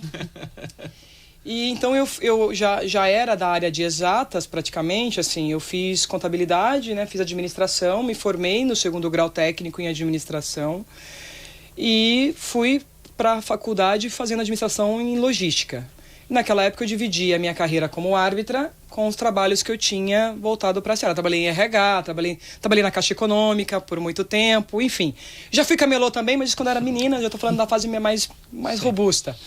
E aí eu tive que abandonar a faculdade de administração porque eu estava tendo muitas escalas e não estava conseguindo acompanhar. E eu falei, meu sonho é o futebol, vou priorizar o futebol. Abandonei. Só que aí quando eu começo a fazer os grandes jogos, começa a ter a procura da imprensa para falar comigo. E aí, bicho do mato não sabe falar, né, Zulema? Não sabe falar. Bicho do mato é bruto. Você quer no interior, meio da roça, nadando em lago. Não sabe falar. Aí a pessoa vem te ataca, você fala, vai. Aí fui fazer jornalismo. E por que eu tô fazendo esse paralelo, gente? A importância da formação paralela. Sim. Aí fui pro jornalismo, demorei 6 anos para me formar em comunicação social, porque parte da minha família é adventista. Então eu fui estudar em uma das melhores escolas da região, em Hortolândia, do Instituto Adventista, vinculado à PUC Campinas, que foi a Roller. Então lá não tinha jeito. Eu tive todas as boas notas em 4 anos, mas eu viajei para Jogos Olímpicos, eu viajei para torneio sul-americano, então eu pequei na presença. Então imagina, minha escola religiosa, eu tive que refazer, demorei 6 anos para me formar. Na sequência eu fiz pós-graduação em comunicação estratégica do esporte. Qual era o intuito? Como eu iria me expressar, como eu iria trabalhar com os meus pares, como eu iria falar uma coisa boa, uma coisa ruim, em que momento. E até para você falar não, você tem que saber como falar não. Então acho que esse foi o meu primeiro aprendizado falando da área da comunicação. Isso tudo concomitante com a carreira de carreira de árbitro. Só que aí em 2007 eu não contava que eu fosse sair tão jovem. Eu acabei a minha carreira com 30 anos, 5 anos antes do que eu tinha previsto. E aí eu digo também que levar as pancadas da vida faz bem. Eu acho que algumas porradas que a gente leva dói. Eu chorei 7 dias. 7 dias, quando eu perdi o escudo da FIFA. Chorei 7 dias. Eu acho que eu emagreci de tanto que eu chorei. Quase tive depressão, enfim. Foi uma loucura. É que eu sou muito forte, não deprimi ao ponto de tomar remédio, mas foi insano. Só que aí me deu a virada, porque foi a oportunidade de fazer grandes eventos, de estar com marcas como GM, Volvo, Syngenta, voltar para o jornalismo, conduzir um programa. Então você começa a ver outros horizontes. E aí eu estava fazendo mestrado, eu queria passar no mestrado na Unicamp. E foi quando eu recebi o convite para voltar para a CBF. E aí, quando eu voltei para a CBF, eu falei, opa, eu preciso entrar na instrução. Lembra o sonho? Sim. Lá de 18 anos? Eu preciso entrar na instrução. Já sou professora. Na época, eu era professora trainee. Estava treinando para ser professora na universidade. Já dava aula e tal. Eu falei, vou entrar na instrução. Aí eu voltei para o meu sonho. Vou voltar na instrução. E vou fazer um curso de gestão de futebol. Deslumbrando ter a minha primeira oportunidade com 45. Olha como é a vida. Aí fui para a CBF, passei por todo o sistema, por todos os departamentos de arbitragem, inclusive a instrução. Me realizei como instrutora. 1 ano depois me torno instrutora FIFA. Aí melhoro o espanhol. Vou para o curso de gestão, agradeço ao Coronel Marinho, que me permitiu fazer o curso de gestão, em 2019. Me formo em 2020. Assim, eu fiz o curso de 2018 e 2019. 2019, em novembro de 2019, eu sou convidada para me tornar gestora com 41. Ou seja, então é importante. Então eu acho assim, é importante a gente saber onde a gente quer para você também conduzir o seu caminho. Porque se eu quero aquilo, quais são os mecanismos, quais são os caminhos, quais são as disciplinas, quais são as matérias que eu preciso? Igual agora. Eu tenho um sonho de algo maior. Eu acho que a minha carreira como gestora só adormeceu. E que bom que eu estou voltando para a carreira de jornalismo também. Porque eu também entendo que eu preciso aprender um pouco mais sobre essa política. Eu acho que eu tenho uma boa inteligência emocional, mas eu preciso melhorá-la mais. Sim. Porque quanto mais alto cargos que você ocupa, mais testado você é. E sendo mulher, então, nós somos testadas 10 vezes. A revelia, né? 3-4. É uma coisa esgotante. E é impressionante isso que você fala da preparação. Você trabalhar isso igual hoje. Eu tenho uma coach, eu tenho uma terapeuta, que mesmo eu não estando atuando, eu tô. Ana, você vai voltar para eventos, você tá dando palestras, agora as motivacionais? Sim, tô, mas eu ainda sonho em voltar. E eu preciso estar preparada, se for da vontade de Deus também, porque às vezes a gente tem um sonho, mas no nosso destino não está escrito isso. Se for para ser, e o momento que abrir as portas, eu quero estar 100% pronta para esse momento. Porque igual hoje uma coisa que as pessoas falam, pô, Ana, você é uma excelente instrutora, tá na FIFA, mas não está atuando na instrução do quadro nacional. Aí me disseram, Ana, você não pode estar atuando no quadro nacional porque você era presidente da comissão de arbitragem. Então a gente não podia te usar porque poderia dar conflito de interesse. Ok. Agora eu não estou. Eu deixei a federação em outubro. De outubro para cá, eu simplesmente fui excluída de toda a área de instrução da Confederação Brasileira de Futebol. Aí eu faço a pergunta, por quê? Tudo bem, faz parte do meu processo. Não era para ser agora. Você está entendendo? Eu não vou brigar com A, B, C, D. Cada líder tem as suas escolhas. Se eu fosse a menina de 18, eu queria brigar. Sim. Queria questionar. Iria querer saber. E nananana. Não, tá tudo bem. Eu preciso estar onde me querem. Acho que isso é uma coisa que a gente aprende na maturidade, que é assim, vamos estar no lugar em que você é acolhido. No lugar em que você recebe afago. Vamos estar no lugar em que as pessoas te admiram, que querem estar com você. Não adianta você querer lutar para estar num lugar que não te querem naquele momento, não é para ser seu. Mas se prepara. Escolher nossas lutas. Sim, se prepara. Não dá pra querer brigar todo o tempo. E daqui a pouco, o futebol, quantas coisas a gente já viveu, Zulema? Ele gira. E quando ele girar, se for para ser seu, Papai do Céu tá cuidando. Se prepara para esse momento. Então, hoje, se Deus permitir, eu quero voltar para o jornalismo, quero ter uma carreira brilhante, aprender muito, porque eu fiquei desatualizada, acho que eu tenho que aprender muito com a Laura. Eu fiquei 10 anos fora, então eu quero voltar para esse meio, eu quero voltar a fazer propaganda. Sim. Eu adoro propaganda, acho que essa coisa de você associar a sua marca a coisas boas, voltar a ter contato com o público, voltar a dar palestra. Eu acho que a palestra, ela te traz uma energia boa e a gente aprende toda vez que você compartilha um pouco dos seus sofrimentos, das suas vitórias. Então eu acho que isso agrega muito valor. Mas vou continuar estudando para gestão. Vou continuar me preparando, porque o meu sonho não foi concluído ainda. Eu tenho 2 grandes sonhos, que eu não vou falar, mas eu tenho 2 grandes sonhos. E só estou com 45. Dá para realizar, tem que ser um pouquinho resiliente. E a gente precisa, de fato, de mulheres, a gente sempre falando isso, ocupando cargos de gestão. Ainda é muito pouco. Liderança feminina no Brasil, 38% apenas. Muito pouco. Nós somos... né, a maior população do mundo, e uma mulher preparada como você. E você estava falando aí da preparação, de tudo que você teve que estudar, e aí eu penso, né, é engraçado, trazendo para o mundo do futebol mesmo, como nós mulheres, a gente tem a síndrome da impostora. A gente nunca acha que a gente está preparada o suficiente. A gente quer se preparar, não, quero fazer aquilo ali. Belíssima e o homem, colocação. ele não tem isso. Né? O cara fala assim, às vezes você se prepara e o cara vai lá, eu gostei dele, vai ser meu diretor de futebol. Você já dirigiu alguma coisa? Não, nunca dirigi nada, mas Só carro. Temos exemplos incrível. E o cara tem uma autoestima, assim, elevadíssima. Aí. Ele chega lá, ele vai negociar o salário dele e fala assim, olha, então, eu acho que o meu salário não condiz com aquilo que eu faço. Você tocou num ponto importantíssimo agora. Ele vai agora. E bate e pede. Aí a mulher, ela faz tudo, se desdobra e fala, um dia eles vão reconhecer, um dia... E esse dia não chega. E aí chega aquele dia que ela tá esgotada já, morta, em todos os aspectos, e chega pro chefe e fala assim, olha, tô saindo do trabalho, tá? Porque eu me dediquei e não fui valorizada, vocês não aumentaram meu salário. E aí o cara só faz uma simples pergunta. Você pediu aumento? Não. Então você tem que saber pedir também. Não é entrar em todas as brigas, mas a gente tem que saber pedir, a gente tem que se enxergar, a gente também tem que entender que muitas vezes os cursos, as faculdades não vai preparar pra gente. É igual no jornalismo, pra vida. Agora, a experiência, sim. E a gente precisa valorizar isso. Para o homem, a experiência é sempre muito bem vista. Trazendo para o jornalismo esportivo, um homem experiente. Eu lembro que quando eu comecei a trabalhar com 19 anos, aí assim, eu falava assim, poxa, que legal, eu trabalho com os caras. E os caras falavam com a boca cheia, é máximo isso. Tinham 40 anos de jornalismo, 40 anos de rádio. E eu, ai meu Deus, eu tenho 6 meses. Aí agora aí mulher... Você vem com esse know-how, aí você já pega as mulheres dessa geração nossa, que já estão 20, 30 anos. Primeiro, que você achar uma que esteja atuando no futebol, as sobreviventes, é raro.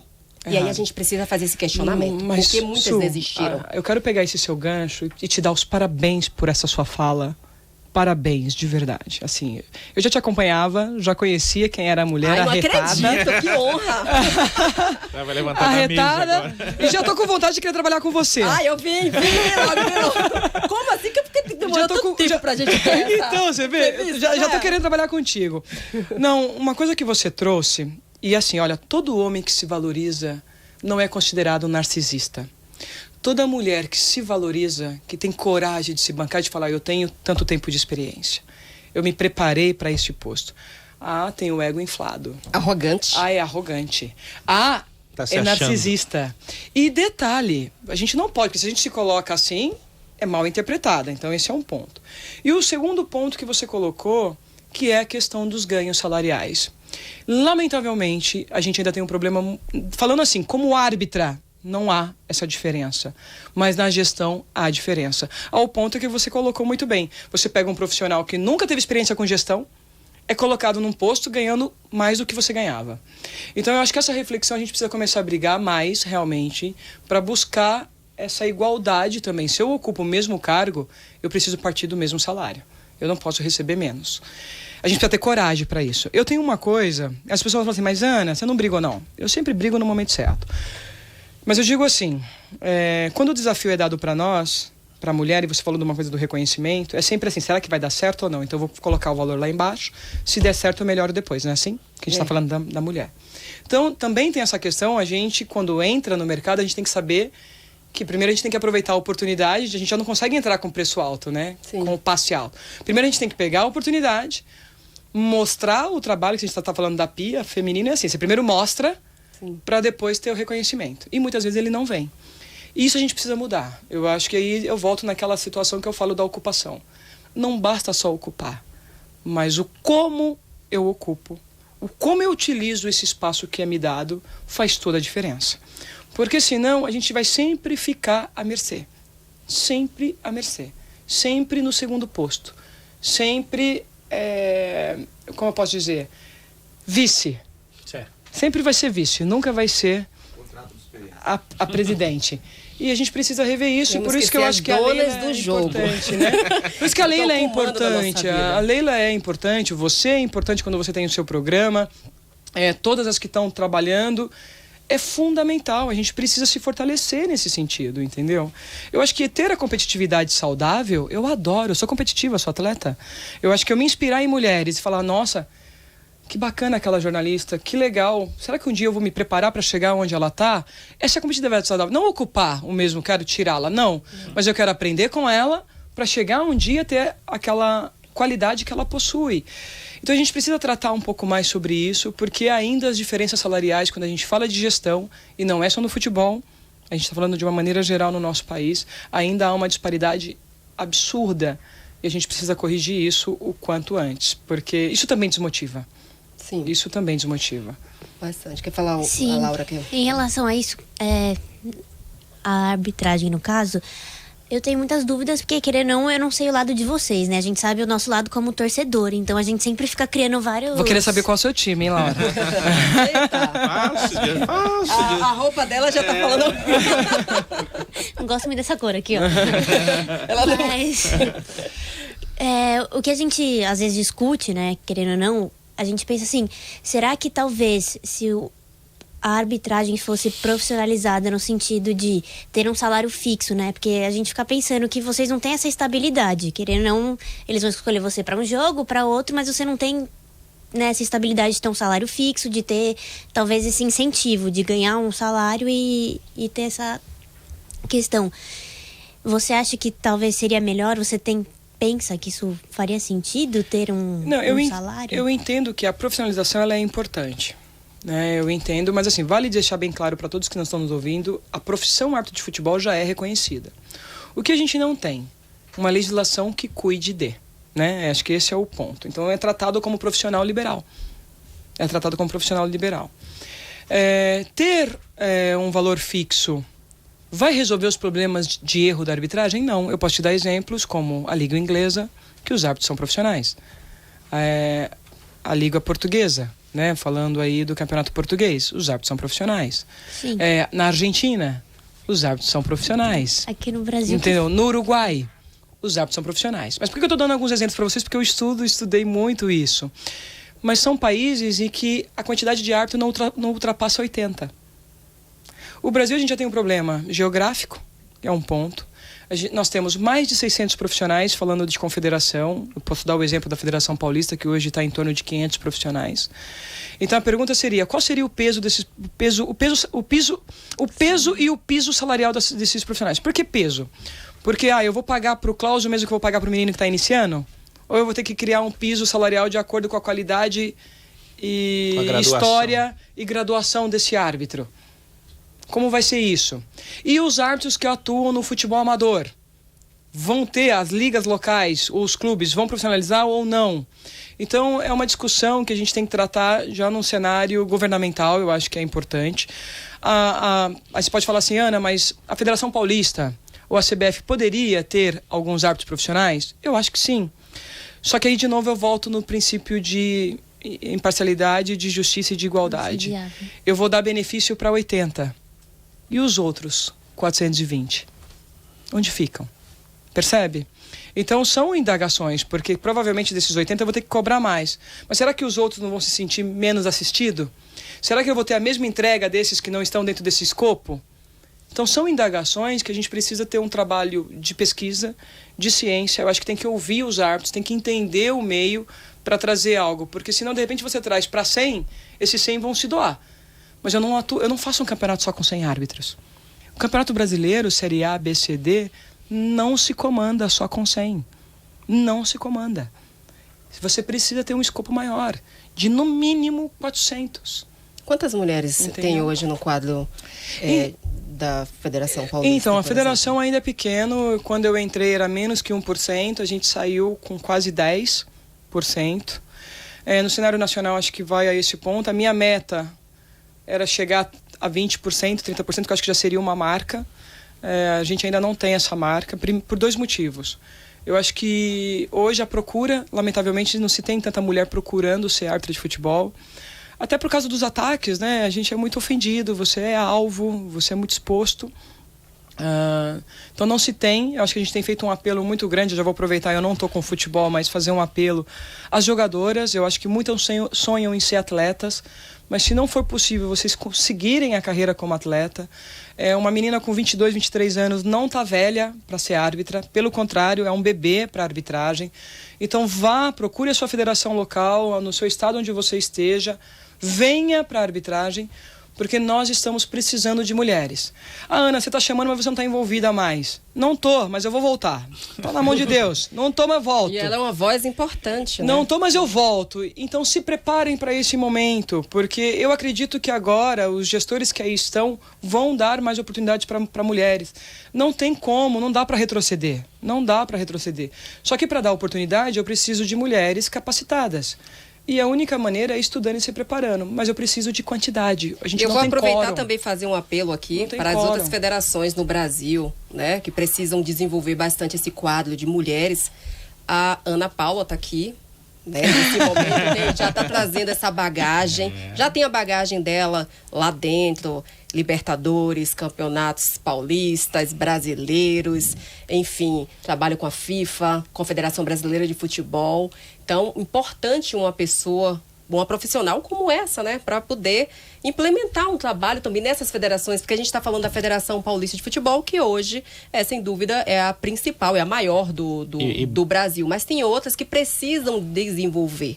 Então, eu acho que você iria contribuir muito. Eu tô falando que eu sou baiana, então eu já tô pensando lá na Federação. Seria uma maravilha ir pra Bahia. Federação Baiana de Futebol, pra levar essa mulher lá, pra poder falar exatamente isso que ela tá falando. Porque às vezes a gente precisa, principalmente sendo mulher, de mulheres que representem, né?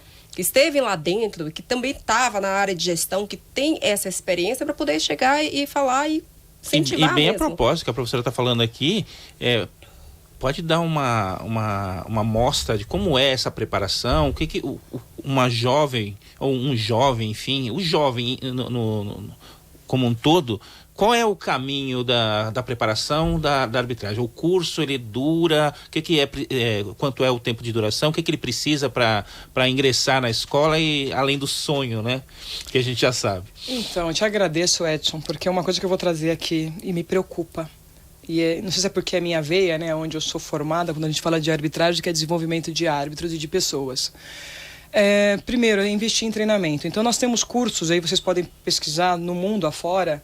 A gente vai ter curso, como o meu primeiro, que eu fiz no futebol amador na Várzea, que durou 30 dias, 4 finais de semana. Eu estudava 4 finais de semana e no final dos 4 finais de semana fiz uma prova e tirei meu primeiro diploma com 15 anos de árbitra de Hortolândia. Um beijo pra galera de Hortolândia. 15 anos vocês estão... A Liga Hortolandense de Futebol. 15 anos você tá dançando aí no TikTok, ela já tava fazendo curso de arbitragem. Aprende aqui, meninas. E aí fui pra lá, então eu me formei com 30 dias, né? Então a gente tem cursos de 30 ao curso da federação, que vai passar agora por uma reforma de 1 ano e 8 meses, mas acho que a reforma agora vai ser em 8 meses. Então, eu entendo e sou favorável a um curso de arbitragem no formato pós-graduação. 360 horas. E nessas 360 horas a gente tem que ter conteúdo técnico, tático e social. Trabalhar valências, como eu falei, questão psicologia, questão comportamental. Você trabalha de pessoas de estilo de vida, de culturas e de classes econômicas diversas, e eu preciso colocar dentro de um padrão que a arbitragem exige. Então, eu, Ana Paula, sou favorável. Mas eu entendo as instituições que aceitam um curso de 30 dias. Só que não dá para se comparar um curso que você se prepara de 30 dias de um curso de 360 horas. A Escola Nacional de Arbitragem que existia e que foi extinta nessa nova gestão, exigia 220 horas. E nessas 220 horas ela era dividida entre técnica, tática e social, que tinha até aula de inglês, introdução ao inglês, introdução ao espanhol. Essa carga ainda se mantém, por mais que a escola tenha sido extinta, a confederação ainda mantém esse modelo ideal de 220 horas, que então, dependendo da federação, igual a catarinense, são 6 meses. São Paulo vai se adaptar para 8 Ou seja, não existe padronização. Não existe, que eu acho que isso já é um problema. Eu acho que a gente teria que, assim, pensando em Brasil, a gente teria que ter uma padronização mínima.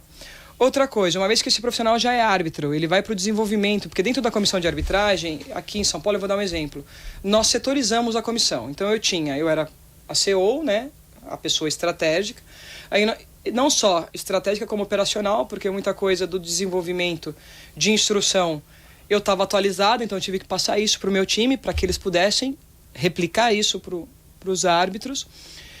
Então, a gente tinha o CEO, que respondia por todos os segmentos, mas dentro desse setor de escala, Então, um grupo de pessoas que só escala.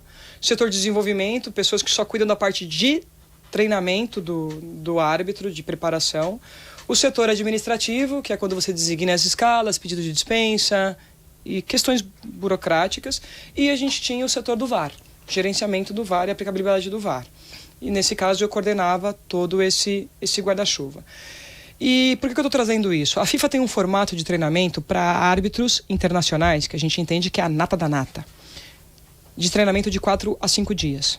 Quando envolve a ferramenta VAR, trabalha de 4 a 5 dias, você leva os árbitros para um local de treinamento. A Conmebol já trabalha 3 dias, mas a Conmebol, na verdade, qual é o intuito dela? É reunir os árbitros, fazer as avaliações físicas e marcar o alinhamento. Olha, porque são árbitros FIFAs.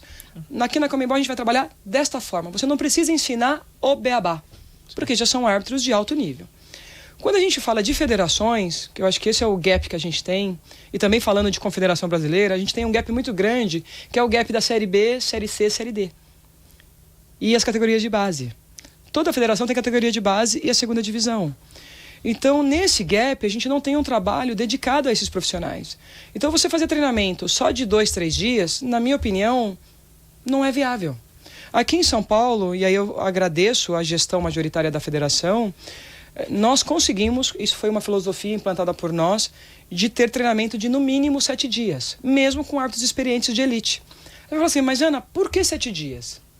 Porque um árbitro experiente, ele já sabe o que eu vou querer dele, então eu preparo ele antes. Então aqui a gente vai fazer um trabalho semanal com eles. Faço todo o conteúdo teórico antes. E aí eu vou 7 dias só para trabalhar campo, de manhã e à tarde, de manhã e à tarde. Por quê? Porque assim como jogador, árbitro é repetição. Sim. Eu tenho que trabalhar repetição. Você vai bater na bola 10 vezes. Você vai bater na bola 10 vezes. Árbitro, você vai sair do campo, né, numa situação de contra-ataque, da direita para a esquerda, 10 vezes. Porque eu preciso saber qual é o tempo que você leva, qual é a leitura que você fez, se você se posiciona taticamente ou não, se você soube o momento de recuar, né, que a gente fala de ficar atrás da linha da bola ou de estar na frente da linha da bola. E isso você não consegue em 3 dias. Sim. Quando eu digo que é a correção do detalhe. Sim. A correção do detalhe, eu preciso de tempo, eu preciso pegar você. Edson, vem aqui. Você viu o que você fez ali? Onde você devia ter corrido? Onde estava o jogador? Para onde você deveria ter olhado? Você não faz isso em 3 dias. Então nós criamos um treinamento de 7 dias. E me dói o coração quando eu escuto nos bastidores 7 dias é muito, vamos voltar para 3. Eu falo, gente, eu vou retroceder. Gestores, não retrocedemos. Criamos coisas novas. Mas quem anda para trás é só caranguejo, que é saborosíssimo. Estamos num caminho de evolução. Sai de 7, vai para 14. Porque quanto mais a gente não é profissional, mas quanto mais eu invisto nesse árbitro, quanto mais eu invisto em treinamento de alto nível, quanto mais eu coloco esse profissional com grandes instrutores do mundo afora, ou com grandes árbitros, eu estou estimulando ele a crescer. Eu estou preparando ele para um grande torneio. Agora não, eu vou colocar 3 dias. Para ter um encontro, aí eu faço uma reunião para falar quem eu sou, para falar qual é a linha que eu quero, treina à tarde, no outro dia faz gelo, no outro dia... Aí eu vou cobrar que ele vá para um clássico e faça um grande jogo. Não vai conseguir fazer. Não sei se vocês entendem. Então, eu acho que... Então, você ter um trabalho de desenvolvimento sistêmico e cíclico. Por que eu digo sistema e cíclico? Porque ele tem que ser um sistema e ele tem que ser repetido. No mínimo, no ano, 2 vezes. Dependendo dos estados que são menores, né? Que aqui eu tô falando de uma federação que tem 600. Mas igual, meu sonho, se eu tivesse uma federação que eu trabalho com 120 árbitros que atuam nas competições, esses árbitros vão ser os melhores do país. Porque se eu ofertar para eles treinamento individualizado, treinamento coletivo, fazer ele abrir a mente de entender o que ele precisa melhorar como ser humano, porque para eu ser um árbitro de elite, eu também tenho que estar em equilíbrio comigo. Se eu não tiver equilíbrio, corpo, mente, isso é importante, e espírito, eu não vou ter uma boa performance. Se eu conseguir equilibrar isso, esses árbitros podem ser de uma federação pequenininha, vão ser os melhores, porque você está investindo em treinamento, em capacitação. E como é que você enxerga o papel da tecnologia no aprimoramento da arbitragem e na formação desses árbitros? Eu sou apaixonada, Zulema. Se tem uma pessoa que adora tecnologia, sou eu. Então, para você ter uma noção, eu fui beber na fonte dos clubes, e aí eu agradeço todos os clubes com quem eu perguntei, bati. Agradeço ao Lázaro, que foi do Corinthians e trabalhou comigo na CBF, quando ele fazia departamento de análise lá. Aprendi demais com esse cara e com a equipe dele, porque... você usar a Hudl hoje é uma grande marca de análise de jogadores.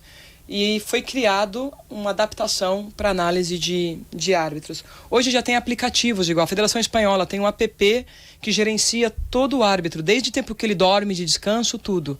Então eu acho que tudo que você puder trazer de recurso, que você consegue monitorar, porque a diferença do árbitro para o jogador, eu tenho ele comigo no CT. Todo dia. O árbitro não, igual, vamos falar do Brasil, eu tenho árbitro nos 27 estados. Federação Paulista, eu tenho árbitro no estado inteiro.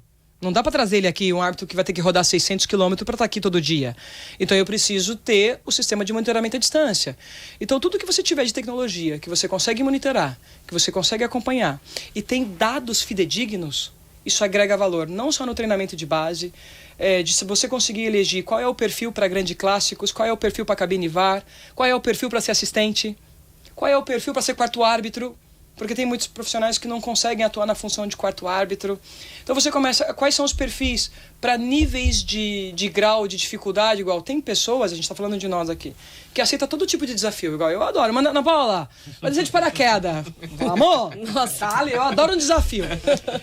O meu sangue pulsa por desafio. Eu sou uma pessoa assim, o que me alimenta? Ana, o que te motiva? Um desafio. Eu amo desafio. Não é toda pessoa que é assim. Não é toda pessoa que vai reagir bem a um grande desafio. E a tecnologia, ela te ajuda a ter esse parâmetro. Hoje, dentro da parte da psicologia, que eu estou pensando seriamente, Zulema, em estudar psicologia, quem sabe aí treinar grandes atletas, porque assim, é apaixonante os aplicativos que se tem hoje, as avaliações que se tem hoje para traçar perfil de ansiedade, perfil de personalidade. Hoje você consegue ter, igual os árbitros de São Paulo, tem um raio-x do traço de personalidade, se ele é mais sereno, se ele é mais agressivo, porque isso você trabalha, nível de ansiedade, nível de percepção, concentração. Que medo de passar por esse... Concentração dividida, concentração, teste de atenção concentrada, de atenção dividida. Então, há uma série de recursos hoje que, se a gente não tiver vaidade, se a gente não tiver melindre e tiver curiosidade de conhecer o que dentro da área física tem de novo, o que dentro da área da psicologia tem de novo, o que dentro da área de análise pode ser construído junto, é um mar, que é isso que eu falo, faltou isso. Automatizar o departamento, eu acho que usar a inteligência artificial, eu acho que hoje eu já tinha um projeto de usar a inteligência artificial a favor da arbitragem. Então, dá para crescer muito. E eu vou dizer uma coisa para você. A Confederação Brasileira, com o dinheiro que tem, é só colocar as pessoas certas nos lugares certos, utilizando dos recursos certos para transformar. Tem mercado, tem espaço. A galera que está lá está fazendo um trabalho absurdo, mas buscar esse mais, sabe? Sair da zona de conforto assim, eu domino a arbitragem e vou falar só disso. Não! O mundo hoje requer pessoas que enxerguem fora da caixa. Eu não posso ficar só no meu mundinho. Eu preciso entender o que a psicologia está fazendo de atleta. Furar a bolha, né? Sabe, eu preciso ir além, eu preciso beber na fonte. Por que o marketing é importante para o clube? Por que o clube cobra do jogador determinados comportamentos? Eu, como árbitro, preciso saber disso. Porque eu posso usar isso a meu favor num jogo difícil. Você está entendendo? Então a gente precisa enxergar além da nossa especialização. Então, eu acho que dentro da tecnologia tem muito. O VAR veio para provocar isso. E eu confesso para vocês que eu não gosto de um jogo em que se tenha muita participação do VAR. Eu acho que a gente tem que treinar o campo de jogo. Acho que a gente tem que utilizar o VAR realmente para aquela situação que humanamente não é possível ser vista. E aí você usa o VAR. Quem está na cabine do VAR não pode apitar o jogo. Quem apita é o homem que está lá embaixo. Que está lá no sol, tomando chuva. Esse é o cara que tem que ser o dono do jogo. A gente está falando das donas. O dono do jogo, a dona, usando a Edna como exemplo, é quem está lá na chuva. Aliás, eu queria até que no você falasse sol, sobre não é isso, quem está no ar-condicionado, entendeu? Sobre as mulheres que estão na arbitragem hoje nos orgulhando. Porque dá gosto fã. a gente vê a Edna, a Neuza, essas mulheres representando tão bem o Brasil lá fora. A gente está falando assim de conhecimento técnico, né? Que a gente vê, a gente acompanha. Que bacana. Tava na Arábia, isso, né? Eu tenho um orgulho dessas meninas. Eu comecei um projeto com elas em 2014, com todas elas que estão aí. Eu estava na CBF, estava na Conmebol, e ali a gente fez inclusive com o próprio CNM, trabalhei muito com o CNM na Conmebol, por isso que eu não entendo hoje eu não estar junto. Mas enfim, são coisas da vida. fizemos um trabalho tão bonito de formiguinha. Porque quando eu digo trabalho de formiguinha? Porque a gente tem que admitir, a mulher tem mais dificuldade de assimilar do que o homem. Aí você vai falar assim, mas por que, Ana? Agora menos, porque agora a gente já está tendo iniciação esportiva com 10, 11 anos. Mas as árbitras, elas entraram ou porque fizeram educação física, ou porque jogaram peladas, né? Assim, brincavam na rua. Deixa eu corrigir aí o coloquial, né? Que é futebol amador, para o pessoal não entender. Daqui a pouco já aparece a manchete não lá, entender né? coisa errada. E assim, então entender sistema de jogo, entender como se posiciona as equipes, aonde eu tenho que me colocar, foi um processo muito difícil para as meninas no começo. Eu digo porque eu era autodidata, eu era obcecada, né? Quando eu era árbitra, assim. Eu era obcecada por chegar, por estar nos grandes jogos, então eu estudava muito. Aprendi muito sozinha. Mas elas não tinham essa leitura do jogo. Então, em 2014, junto com a Conmebol, junto com as instrutoras da América do Sul, a gente criou um projeto de desenvolvimento dessas árbitras. E ali estava Neuza, Edna, muitas meninas da América do Sul. Um trabalho bem embrionário, educativo, de ensinar o beabá, sabe? O básico. E olha que a gente estava falando de meninas que já tinham chegado na FIFA. Mas não tinha robustez, não tinha solidez. E para chegar na primeira divisão de Campeonato Brasileiro, tem que ter robustez, tem que ter solidez, tem que ter leitura de jogo, tem que saber da malandragem, tem que entender o que o jogador vai fazer antes dele fazer. Eu tenho que estar um passo à frente. Esse cheiro tem que ter. Se eu não tenho isso, eu não vou ser um grande árbitro. E aí, como ensinar isso para uma menina que nunca vivenciou isso? Por quê? Porque o garoto que não jogou bola, ele vai com o pai na beira de campo já no ombro. Não é assim? É. Então a cultura pro homem... A minha de 3 anos já vai comigo. Então, 4 anos já vai comigo. A cultura do homem sempre foi pequenininho. A mulher não. Aquilo que você falou, a gente era ensinada para ser a menina, cuidar da casa. Então não vai, tem que jogar vôlei. Mulher jogar futebol, ninguém queria. Ainda bem que essa geração tá mudando, graças a Deus. Isso já não acontece mais. Eu já levei minha sobrinha, minha bebezinha com 1 aninho pro campo de futebol. Adorou, tava começando a andar. Então esse processo foi muito bonito. E por que eu falo com muito carinho? Porque nesse processo veio Edna, veio Neuza, veio Daiane, veio Amanda, veio Débora Cecília do Pernambuco, que para mim é uma grande árbitra. Se é uma menina que é injustiçada no Brasil, que deveria apitar a primeira divisão de Campeonato Brasileiro, não só a Edna, é essa garota do Pernambuco, que chama Débora Cecília. É uma grande árbitra. Nasceu com o dom pra apitar. Bacana você trazer também essas meninas de fora outras... do eixo. Fora do eixo, que eu tive o exemplo, eu estava até conversando com você nos bastidores, da Rosana Vigas. Que foi outra injustiçada, que não teve espaço, uma grande árbitra. Mas então a gente tem que começar a romper essas barreiras, entendeu? E perguntar por que a garota não tem chance? Por que não dão pra ela? Esse negócio de bonito, feio, não se toca mais, não tem espaço para isso. Hoje tem competência, tem qualidade, faz o teste masculino, tem personalidade, entende o jogo, eu preciso dela.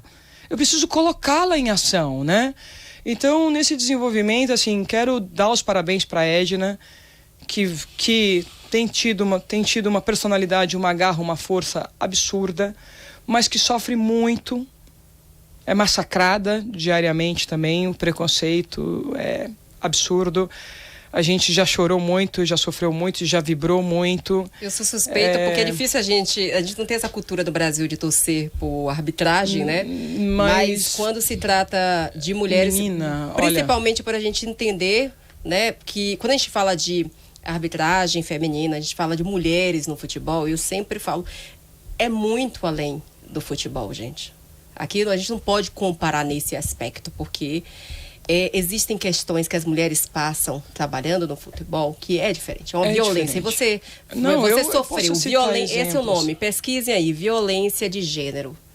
Pesquisem, porque isso é muito importante que as pessoas tomem conhecimento sobre isso. Isso não é Porque primeiro que a mulher que está no futebol, ela já é um corpo político. Para você estar no futebol, não é uma pessoa já normal. É um ato político. Já é um ato, não é o normal. Já é um ato político. É um ato político. Porque a gente vai, como meu marido fala, você só escolhe o mais difícil. Né? Porque o fácil seria a gente procurar outras editorias, uma coisa que é mais fácil, que é mais aceitável. Exatamente, né? Mas quando a gente vai para o futebol, existem muitas questões. E mulheres que estão aqui, que permanecem, que chegam no patamar, como a Edna está chegando, né, quebrando barreiras, como você, então, principalmente você que sofreu lá no início. É importante contar, o ano passado ela fez história, né? Ela apitou o Mundial de Clubes, foi para a segunda Olimpíada, se Deus quiser vai para a terceira, e ainda vai para mais um Mundial. Apitou a grande final aqui, né, no primeiro jogo do Campeonato Paulista.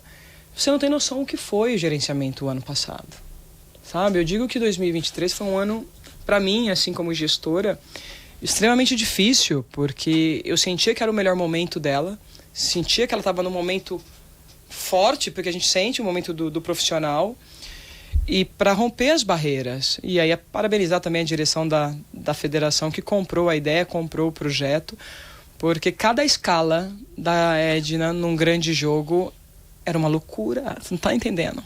Era uma loucura, era um questionamento, era a utilização indevida da imprensa para poder questionar a qualidade dela, a minha como gestora. Mas eu acho que a gente superou, acho que a gente mostrou por A mais B que realmente tinha condição, que merecia estar onde foi colocada. Agora acabou de fazer um belo amistoso, né, da equipe do Messi com Inter de Miami, sim. Não foi no fez um amistoso agora. Então eu entendo que isso é importante, é forte mas que não é só a Edna, igual o Campeonato Brasileiro. Não podemos só ter uma mulher apitando. Sim. Por que a Débora não tá apitando? Entendeu? Eu não entendo por que a Débora não tá apitando. Aí já é uma cobrança minha. Então, assim, porque o peso fica muito com uma pessoa. Você acaba só. desmotivando até. E as outras falam, não vou chegar, né? não vou fazer. Assim, não, só vai, é o quê? Cota? É isso que a gente fala. E outra, não pode colocar também meninas novas, nomes. Estão querendo que eu coloque a mulher, vou colocar. E aí a menina vai, não está preparada, tem um mau jogo, aí tira todas. Exatamente. Tem que ser estruturado, tem que ser trabalhado, tem que ser planejado, tem que ser preparado para quando lançar, ser gol de placa. Porque eu digo que um gestor, quando lança um árbitro jovem e esse menino decola, tem trabalho por trás. Algo foi feito. Entende? Ou na federação dele, ou no cenário nacional. Aí é o dedo do gestor. Então, acho que no caso da arbitragem feminina, avançou, estamos avançando, mas eu entendo que pode avançar mais e precisamos dar espaço para outras mulheres. Eu acho que tem meninas aí que têm condições, mas que não estão tendo o mesmo espaço que a Edna tem. Precisamos de mais. A gente vai para a última rodada de perguntas, gente. Se a gente se deixar aqui, a gente vai, meu Deus, só uma semana aqui conversando, porque é aquilo que você fala, a gente gosta do futebol, né? Então soa natural. A gente fica aqui, é como se a gente estivesse realmente em um barzinho, tomando uma, né, Edson? Sim, e falando sobre esse assunto que muitas vezes não é tão agradável pra gente, mas a gente não consegue. É um relacionamento tóxico que a mulher tem com o futebol. Mas a Laura vai fazer a pergunta, você vai fazer a sua última pergunta. Okay. Uma dúvida que eu tenho. Como você disse, a gente tem essa dificuldade de se posicionar. A gente vê muitos árbitros, por exemplo, eles têm, às vezes, ajuda por ser uma pessoa alta, mais forte, não sei o quê. Então, você fala assim, o homem vai respeitar mais ele. Perfeito. Eu imagino que você já deve ter passado por muitas situações do homem querer se crescer, o jogador, né, querer se crescer pra cima de você por ser mulher. E é uma coisa que eu não vejo na Edna, sabe? Eu vejo que ela consegue segurar essa coisa do jogo. Eu não vejo muito jogador querendo pra cima dela. Já sofreu muito com isso, já. Sim, mas hoje eu acho que ela tem esse respeito. Então, né? Mas na verdade, Laura, tudo é processo, né? Igual, acho que todo início dentro do campo de jogo, seja os jovens árbitros, seja os árbitros mais experientes, vão ser testados. A gente fala assim, sempre árbitro jovem vai ser testado. Sempre a arbitragem feminina vai ser testada. Hoje, eu tô falando assim, a gente começou um trabalho com a Edna em 2014. Então, hoje, em 2024. Hoje, em 2024, ela ganhou esse nível de respeitabilidade depois desses 2 últimos anos. Precisou de quase uma década para ela adquirir esse respeito, que talvez um árbitro mais alto com porte, precisasse somente de 2 anos. Ela precisou de 10 anos de construção, de 10 anos falando, mostrando, eu sou capaz, eu consigo. E aí a importância também do gestor colocar grandes jogos. Por que ela adquiriu essa responsabilidade? Ela foi a primeira mulher a fazer um Palmeiras e Corinthians. São Paulo, foi dito aqui, a principal federação do país. Fazer uma final em São Paulo te coloca num patamar de respeitabilidade absurdo no Brasil. Então também colocar nos jogos certos. Porque depois que ela fez a final aqui, ela foi pro jogo do Flamengo e Botafogo. Aí você faz Flamengo e Botafogo. Já fez um clássico. Então esses grandes jogos vão te dando condições da maneira com que você reage, para que o jogador hoje, ela já não é uma árbitra anônima, ela já não é mais uma árbitra desconhecida. Eu acho bacana da Edna que ela faz até copinha, né? Ela estava na copinha feminina, não, ela faz tudo. E eu acho tudo. Isso muito, muito bacana, que não fica naquela coisa só fazer grandes jogos, não, ela faz tudo. Então, masculino, né? Clássico. Ela ganhou a respeitabilidade pela sequência de bons jogos. E então, assim, ela sofreu muito porque ela era muito pequenininha. Ela é pequena. A Edna tem 1,60 m. Uma pequena invocada. Eu digo que pequena gigante, né? Ela é pequena, então para ela se impor no começo era muito difícil. Nós mulheres, né, assim, queira ou não, até por uma cultura, a gente tem que corrigir isso. A questão de quando você é pressionada falar no tom mais alto, eu não preciso falar no tom mais alto. Eu preciso me impor. Mas não preciso falar no tom mais alto. Essa coisa de virar gritaria, eu detesto o árbitro que fica gritando em campo de jogo. Seja homem, seja mulher. Não gosto. O profissional que tem autoridade, ele não precisa gritar. Ele vai utilizar da sua autoridade. Ele precisa ter essa segurança. Então, um dos fatores que melhorou também, porque se gritava muito. Hoje já não se grita mais. Passou a trabalhar técnicas de linguagem corporal, de olho no olho, forma de falar, abordagem. O saber falar, o como falar, que tom eu vou usar. Igual eu vou falar, Edson, por favor, menos. Ou outro momento, Edson, não mais. Daí pra fora. Saber impor esses limites e saber em que momento eu vou trabalhar esse tom de voz, ou às vezes só olhar, da forma que eu olho, eu já estou dizendo para ele, não chegue perto de mim. Então, são mecanismos que foram sendo trabalhados e que ela foi se apropriando, e a confiança. Eu digo que um jogador com confiança vira um gigante dentro do campo de jogo. Um árbitro com confiança cresce, aí quando o jogador vem para questioná-lo, ele está inteiro. Então a Edna construiu isso nos seus 10 anos de carreira. Ela sofreu mais, porque os homens com porte, posso usar o Daronco, ele já intimida. Daronco, um beijo. Ele já intimida só pelo tamanho. Quem vai enfrentar o Daronco? O cara olha pra ele e fala, rapaz, o guarda-roupa. Se ele fizer assim, eu caio. Entendeu? Ela não tem isso. Então ela precisou de outros mecanismos. E eu sempre falo isso para árbitros homens que têm menos de 1,70 m. Porque é difícil para um árbitro pequeno, né? E eu falo para eles, você vai ter que usar de recursos e mecanismo que o Klaus não vai precisar usar. Porque ele tem 1,90 m. É diferente. Então você precisa saber, a primeira coisa na vida, quem sou eu? Quais são as minhas fortalezas e as minhas fragilidades? E aí, dentro disso, trabalhar técnicas para me colocar no campo de jogo. O Wilton Sampaio é um árbitro pequeno, 1,70 m. Mas ele sabe se impor. Edna, 1,60 m. Então, são técnicas, isso também a gente discute, chamado técnica de arbitragem, e faz parte da preparação do desenvolvimento do árbitro. Então, ela adquiriu respeito pelas técnicas, pela carreira e pelos acertos. Ela teve grandes jogos, e aí uma vez que você se torna conhecido, a gente sabe disso. Quando você é conhecido, as pessoas olham para você diferente, já sabe quem você é. Quando você é anônimo, você vai ralar um pouquinho para ganhar o respeito de todos. Com certeza. Edson. Então já fica aí a dica, hein? O pessoal que quer ser árbitro não é exército, então não tem altura mínima, nem peso, nem compleição física, né, professora? Peso tem. Peso tem. Peso tem, não dá. A exigência de atleta, então a FIFA trabalha com uma margem de percentual de gordura de 12%.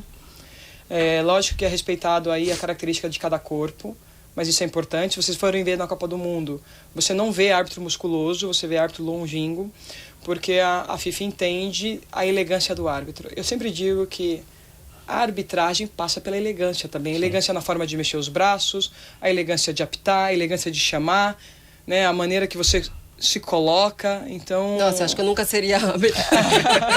Então, tudo isso, a gente tá brincando, a gente tá falando coisas aqui que nunca foi falado, né? Então, a FIFA também trabalha essa linguagem corporal, essa elegância cada vez mais, porque, gente, futebol é paixão, nós somos passionais, mas mais do que isso, é um grande entretenimento e um grande negócio. Sim. O que todo mundo quer é vender o produto. Sim. E passa pela estética também, né? Então, para vender esse produto, eu preciso ter a estética atletas. do jogo. Então, Sim. o árbitro é a autoridade, está ali centralizado. Agora então sim é agora sim a minha pergunta. Como é que você lidou durante toda a sua carreira e como é que você trouxe para os seus comandados nas várias comissões que você fez parte, departamentos, enfim, com relação ao questionamento do torcedor, da imprensa, dos atletas, dos dirigentes, sobre a idoneidade, sobre a honestidade de um árbitro de futebol? Como é que foi isso para você? Como é que chegava isso para você? Tanto atuando como também na função de gestora. Porque o torcedor adora, né? Juiz ladrão, árbitro desonesto, essas palavras que são quase que andam juntas, né, com a função de árbitro de futebol. Na verdade, a gente tem história, né? Eu acho que tudo a gente tem que olhar para o lastro da história. Lamentavelmente, no passado, né, nos primórdios do futebol aí, tivemos profissionais com condutas incorretas e acaba que vai arrastando isso até hoje, se a gente for pegar também aí de cartolas, enfim, são os lastros do passado que acaba impactando no hoje. Isso não me fere, isso não me incomoda. Eu acho que um ponto positivo, a gente teve agora questionamento sobre manipulação de jogos. Até o momento não apareceu nenhum árbitro, então isso é motivo de muito orgulho. Sim. A sorte, eu como gestora agora, por ser formada em comunicação, ter trabalhado com a imprensa, sempre respeitei muito a opinião. Acho que vocês nunca me viram questionar a opinião de nem quando me atacaram nesse jogo em que questionaram e do vídeo que eu publiquei, você não viu eu tirar satisfação, ir a público ou falar, não, me feriu, mas eu não fiz isso, porque eu acho que... Eu acredito nos profissionais sérios também. Eu acho que tem pessoas que vão apurar, que vão ouvir os dois lados da moeda, e tem aqueles que só vão opinar, que vão fazer show, porque precisam vender e também fazer o quê? Faz parte do jogo. Então eu preciso saber lidar muito bem com isso, mas eu aproveito para agradecer aos meus companheiros de imprensa. Eu já fui protegida por muitos, fui alertada por outros. O respeito e o carinho que vocês têm comigo, assim, muitos me conhecem. E hoje, Edson, eu fico muito feliz porque a minha carreira dentro do campo de jogo nunca fui abordada para nada. E se um dia fosse, denunciaria. Eu sou uma pessoa que tem coragem de denunciar. Eu já apontei vários pontos falhos do nosso sistema. Porque eu sonho com um espetáculo, com entretenimento, que é um grande negócio, mas de maneira íntegra. Eu acho que a gente pode enriquecer de forma honesta.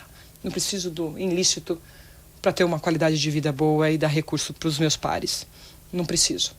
Eu sou dessa linha. Pode ser Don Quixote, mas eu prefiro morrer sendo Don Quixote. Prefiro morrer sendo prefiro morrer sendo Don Quixote e aí saber que, passado todos esses anos, quando as pessoas falam com a Ana a importância da credibilidade, isso é um alento. Então não me incomoda, eu acho que faz parte do jogo e a melhor maneira de responder a essas críticas é com um trabalho de qualidade, com transparência e sem medo de abrir a casa. Eu acho que a gente não tem que ter medo de abrir a casa e de dialogar com os clubes. Eu acho que quanto mais a gente dialogar, quanto mais se aproxima, menos problemas teremos.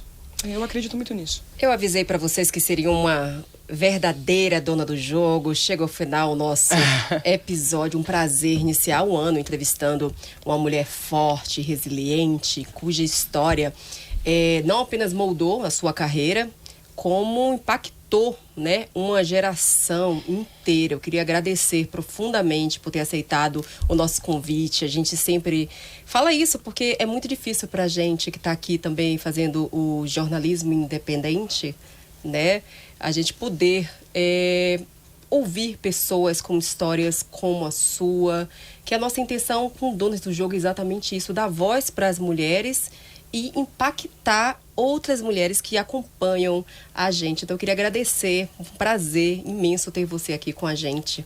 Não, na verdade quem tem que agradecer sou eu pelo convite. A Zulema fala da minha história, mas ela também é pioneira, ela também é guerreira, abriu um caminho lindo. Quando a gente fala de Norte e Nordeste não é fácil. Eu lembro quando eu fui bandeirar meu primeiro jogo lá no Nordeste, O frio na espinha, porque o preconceito é mais arraigado, né? É bem mais forte. Eu acho que aqui no sul, sudeste, existe, mas a gente consegue lidar melhor com as problemáticas. Então a recíproca é verdadeira. Para mim foi uma honra enorme estar na sua bancada, contribuindo para o seu sucesso. Que seja lindo o seu caminho. E que possamos Obrigada. fazer sucesso juntas, né? Trabalhar juntas. Né? Por que não? Tá aberto. Por que não, né? Obrigada a todas. Até a próxima.